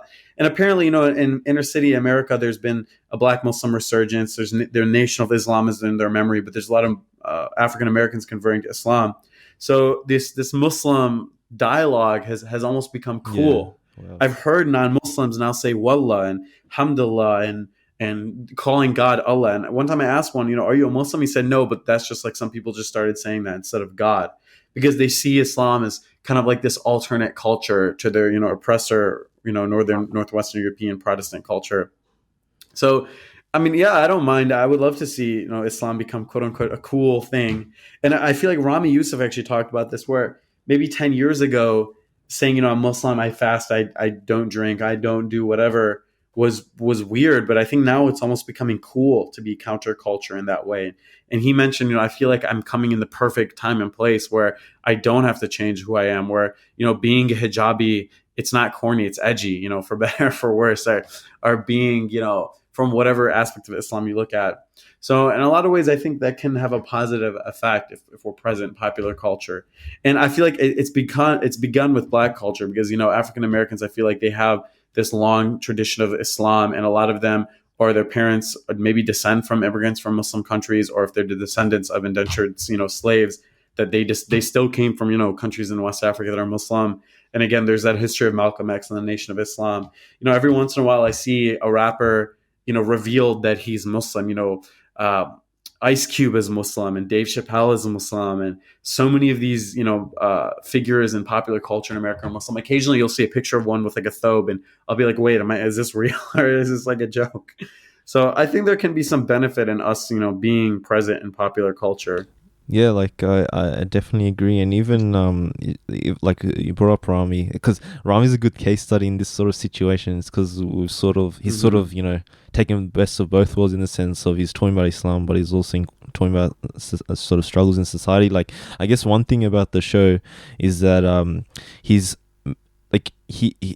portrayed his character in a way where they're doing the sort of normal sins that I guess a lot of people seem to do, or even like non-Muslims do within society. But then I guess the whole basis of that is that essentially he is trying to get better, and then he is trying to sort of find Islam, and then they actually portray in a way where, you know, Islam is showcased as he may not have reached that point, but then the kind of underlying thing about Islam is that it's still like there's something there that I need to grasp. I think like that's what I kind of like about the show, is that he's that in that quest, in that search. He may not have found it yet, but he's in that journey. And that's the thing about going back to rap music and music, is like what's happened now is because of, you know, the haram policing and all that. It's like, okay, cool, all right, let's not make music, but then, you know, next minute there's no like there's no alternative. There's just like people are still listening. It's like, what are you sort of offering? And even that alhamdulillah verse is like so profound, because like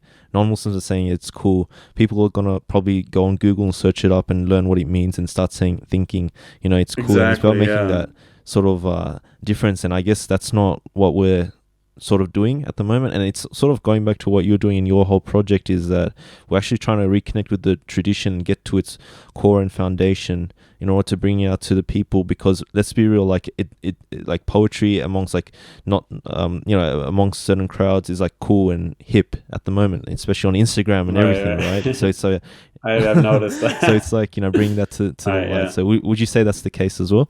Yeah, ultimately, I think I'll go back to what I said earlier, in that there is a positive effect of just kind of being in the discourse generally, of being known. You know, 20 years ago in the West, no one knew nothing about Muslims.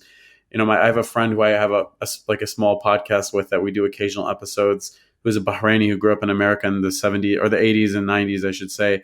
And, you know, back when he was around, no one even knew who Arabs or Muslims or whatever were. And nowadays, like, random white people know about Ramadan and halal food, and they know random tidbits of Islam, basic stuff. And I feel like almost everyone in the mainstream Western society is becoming more and more aware of Islam. And, you know, that's good for us to be known, and for random Westerners who are interested in spirituality to know that, you know, we're one of the options.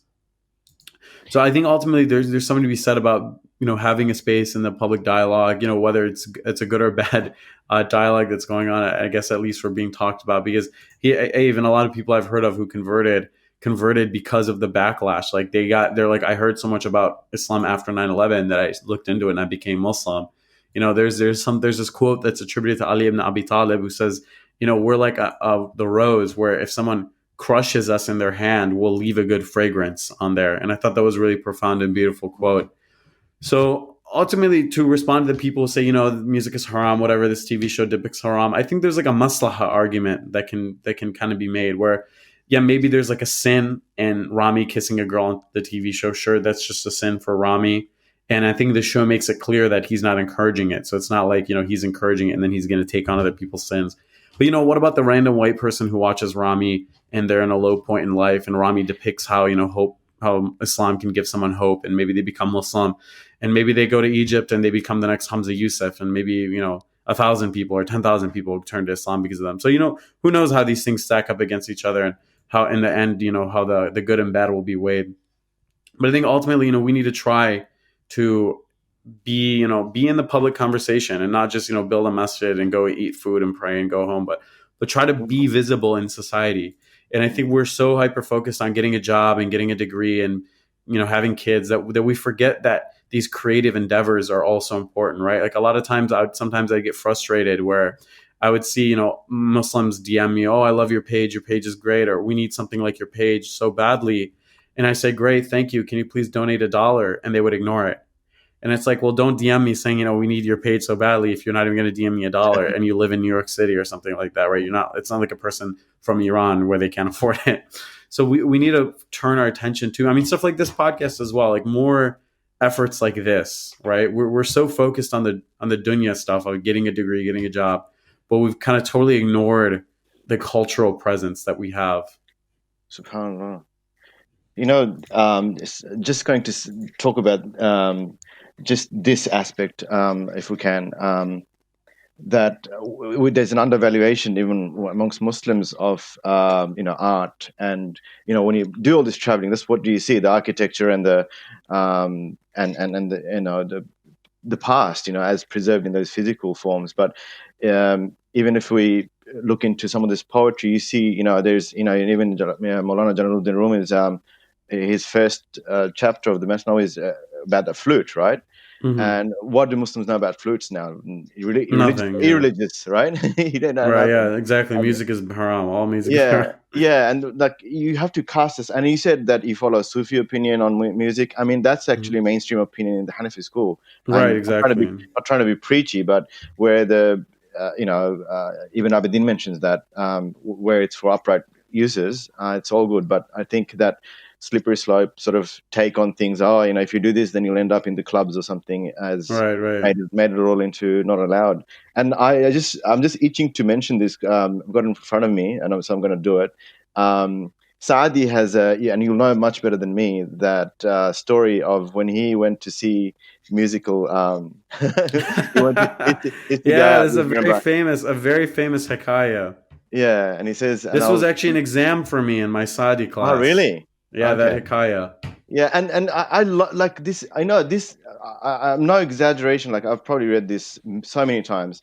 I've found in my and that's I'm 35 now. Like my 20s, really. Like I referred back to this work so countless times, and this is very personal. But I stopped listening to a lot of the lectures and stuff out there because they're just beat down. And I read this stuff because there's so much to it gives you so much relief, because in this particular thing, Saadi actually like makes fun of everybody, himself, Right. Yeah. the whole lot of the whole thing. And so, The if I musicians and if I may, he says, despite the abundant admonitions of the most illustrious Sheikh Abul Faraj bin Jawzi to shun musical right. entertainments and to prefer solitude and retirement, the budding of my youth overcame me. My sensual I desires were love this. excited Yeah. so that, unable to resist them, I walked some steps contrary to the opinion of Matura, enjoying myself in musical amusements and convivial meetings. And then he goes, when the advice of my Sheikh occurred to my mind, I said, if the Qazi was sitting with us, he would clap his hands. if the if the muhtasib was bibbing wine, he would excuse a drunkard. I mean, who writes like that now, right? Muslim, Right. right? Yeah. It's No. saying, So. that the cops would be drinking, the qadi would be clapping his hands. Like Yeah. look, and at the end, he actually and at the end of the story, like I know this is not the original I'm reading, and a lot of people gave me a lot of grief for this. By the way, they're saying Mhm. you're just reading crap, man. You're reading some translation. It has no meaning. I'm like, That's okay, a correct translation. That's a literally good translation. I recall that. Yeah. thank you. That exonerates it, but it does. Mhm. it hasn't helped me because people they'll be like, just listen to a lecture or something. I'm like, well, I can't relate to these people. Like they have none of this anecdotes that show that they themselves didn't climb the pulpit Right. without going through Yeah. life. And in this little story, at the end, he doesn't have a big moralizing point. He just says, uh, because the whole story goes on, as you know, that the Mhm. musician was terrible that night, right? And it was like Yeah. someone wailing for his dead father or something, right? Yeah. And then he regretted ever listening to Yeah, it. that's right. But at the end, he doesn't say don't do it. Like in that sense, he says just make sure the voice is a pleasant voice. So he says, a pleasant voice from a sweet palate, mouth and lips, whether employed in singing or not, enchants the heart, right? Right. So and the other one too, where he says that he it's so funny. He says to this guy who was reciting the Quran, "Why do you trouble yourself reciting the Quran?" And the guy says, "Nothing. I don't get paid for this. I do it for the sake of Allah." And he says, "For the sake of Allah, don't recite because your voice is terrible. No. Yeah. Your It's voice is a. terrible." And he He's says, so funny. He's so "Yeah, funny. So it reminds me of this humor that we have. There's this one thing that Rumi writes in Arabic. He said, I, I can't believe I can't actually know, not that I can't believe it, I can't remember. He says إذا زنيت فsomething بالحرة وإذا سرقت تسرق بالدرة or something like that. My Arabic isn't that good to memorize it, but basically he's saying if you do zina, do it with a hurra. A hurra is a free woman. That means a beautiful woman, basically, in that Arabic. And if you want to steal a pearl. So here Rumi is saying, if you're right, going to ruin your dunya, at least ruin it for a good dunya. If you're going to ruin your deen for the dunya, then at least have a good dunya, right? Here he's like giving admonishment to someone who's wasting his time doing haram with meaningless things. But if a modern person would read that, they wouldn't believe that a qadi wrote that or that a mufti wrote that. But we've kind of fallen into what my friend called anxiety Islam, where in this post-modernity, post-colonization world, we're so anxious about Islam fading away or us becoming non-Muslims that we've become really, we're going too hard on the literalism and on the piety aspect of it. It's just too no fun, and that's ultimately what drives people away from Islam. They come and they see this dry tradition that's just no, not allowed, disallowed, haram, brother, and they leave. I heard so many stories of women who they say, every time I went to the masjid and to the musalla, the place where women do wudu, and someone yelled at me for having my fingernails painted, so I left. Or a guy says, yeah, the uncle, I went to do my wudu and the uncle yelled, the water didn't travel upwards in your ear canal, you just pointed down. So he leaves. Yeah. And we push people away from the religion with this all or nothing mindset. Subhanallah. That anecdote of Saadi, and I'll shut up about it, but maybe you and I should just call you and have a chat. But there's that anecdote where Saadi comes across a young man, he's barely an adult, and he was reciting, the Arabic syntax. Zaid struck Amru, that whole what you learn at the beginning. Right. We learned that as well. Yeah. And then Saadi, and he saw him that, you're so like staunch and zealous and so forth. And Saadi says, hey boy, how come that fight still exists even though Khota and Khawarizm have concluded peace, right? Like, how come those two guys are still fighting? And then he says, and then the boy turns around and says to him, who are you, And he says, he doesn't let out that he's Saadi. And then he goes, what? But I'm from Persia. Oh, he mentioned the city. He mentioned Shiraz, the land of Shiraz. And then the boy says, what do you know of the compositions of Saadi? And he's asking Saadi. So it's like we have that attitude, isn't it? Like we have that attitude, that very rigidity, and he's still got a long life to live, probably, Allah alam, right? Like any person, a life to live anyway. And you see in Saadi's attitude and others' attitudes that, like, just be real, like, just be authentic. Don't, it's almost like what you see on social media now, like, you create this exterior of, that's so cleansed, and, nowadays even with filters and things, right? Like, far away from the actual art. And I know maybe I'm being a bit of uncle here too and being very harsh, but but ends up, ironically, like suffocating the whole thing. That the very point of these people, that attitude is to, obviously get all away from these bad things and so forth. But you see the attitudes of these great students. Like Saadi studied at Nizamiya for 20 years. He's an actual scholar and a poet and traveled so much. Yet look at his sort of so much more casual attitude, in the sense of we'll get there. We'll get there in time. Like, just don't. Yeah. Right. We were never this dry and bila fun, as we would say, mixing English and Arabic. We're so dry and boring now, and we just made Islam, original and boring things. And so, inshallah, we need to be more confident in Islam and be okay with a little joking and messing around. But brothers, I'd love to continue talking, but I too also have to go, unfortunately. Okay, fair enough. Appreciate it. Jazakallah khair for coming on. Really appreciate your time, mashallah. Thank you so much for having me, inshallah. Sorry, would it be possible to ask you one more question before you head off, or do you need to head off now? Yeah, of course. Go ahead. Because we usually ask this question to all our guests before we wrap up the show. So if you had to chill with 3 people in a cave, because, boys in the cave, who would they be? They can be anyone from the past or, present, because it would be good to get your thoughts, because, your sort of background and the sort of works you do. It'd be good to get, your perspectives on the people you'd hang with. Sure. The first person would be Hafiz, definitely. I would want to talk to him and get him to clarify all the ambiguities in his poetry. Although maybe that would just ruin his poetry. Maybe that's the beauty of it. Yeah. But I'd like to know who he was as a person and get to know some of him, because so much of his life is clouded in mystery. And the second person is Saadi, because I'd love to see how he would admonish me and how he would roast me and the type of life advice he'd have. And as far as the third person, that one's going to take, I didn't have that one ready, but I always have wanted to know them. The third person, mashallah, Saadi. Probably might get some hate by Iranians, and also maybe just get in trouble generally. But Imam Khomeini, not because I'm a fan or anything, but just very interested to know the type of person he was, because I feel like him and his life has affected the Muslim world, and also, me as an Iranian, my life and my family's life so much.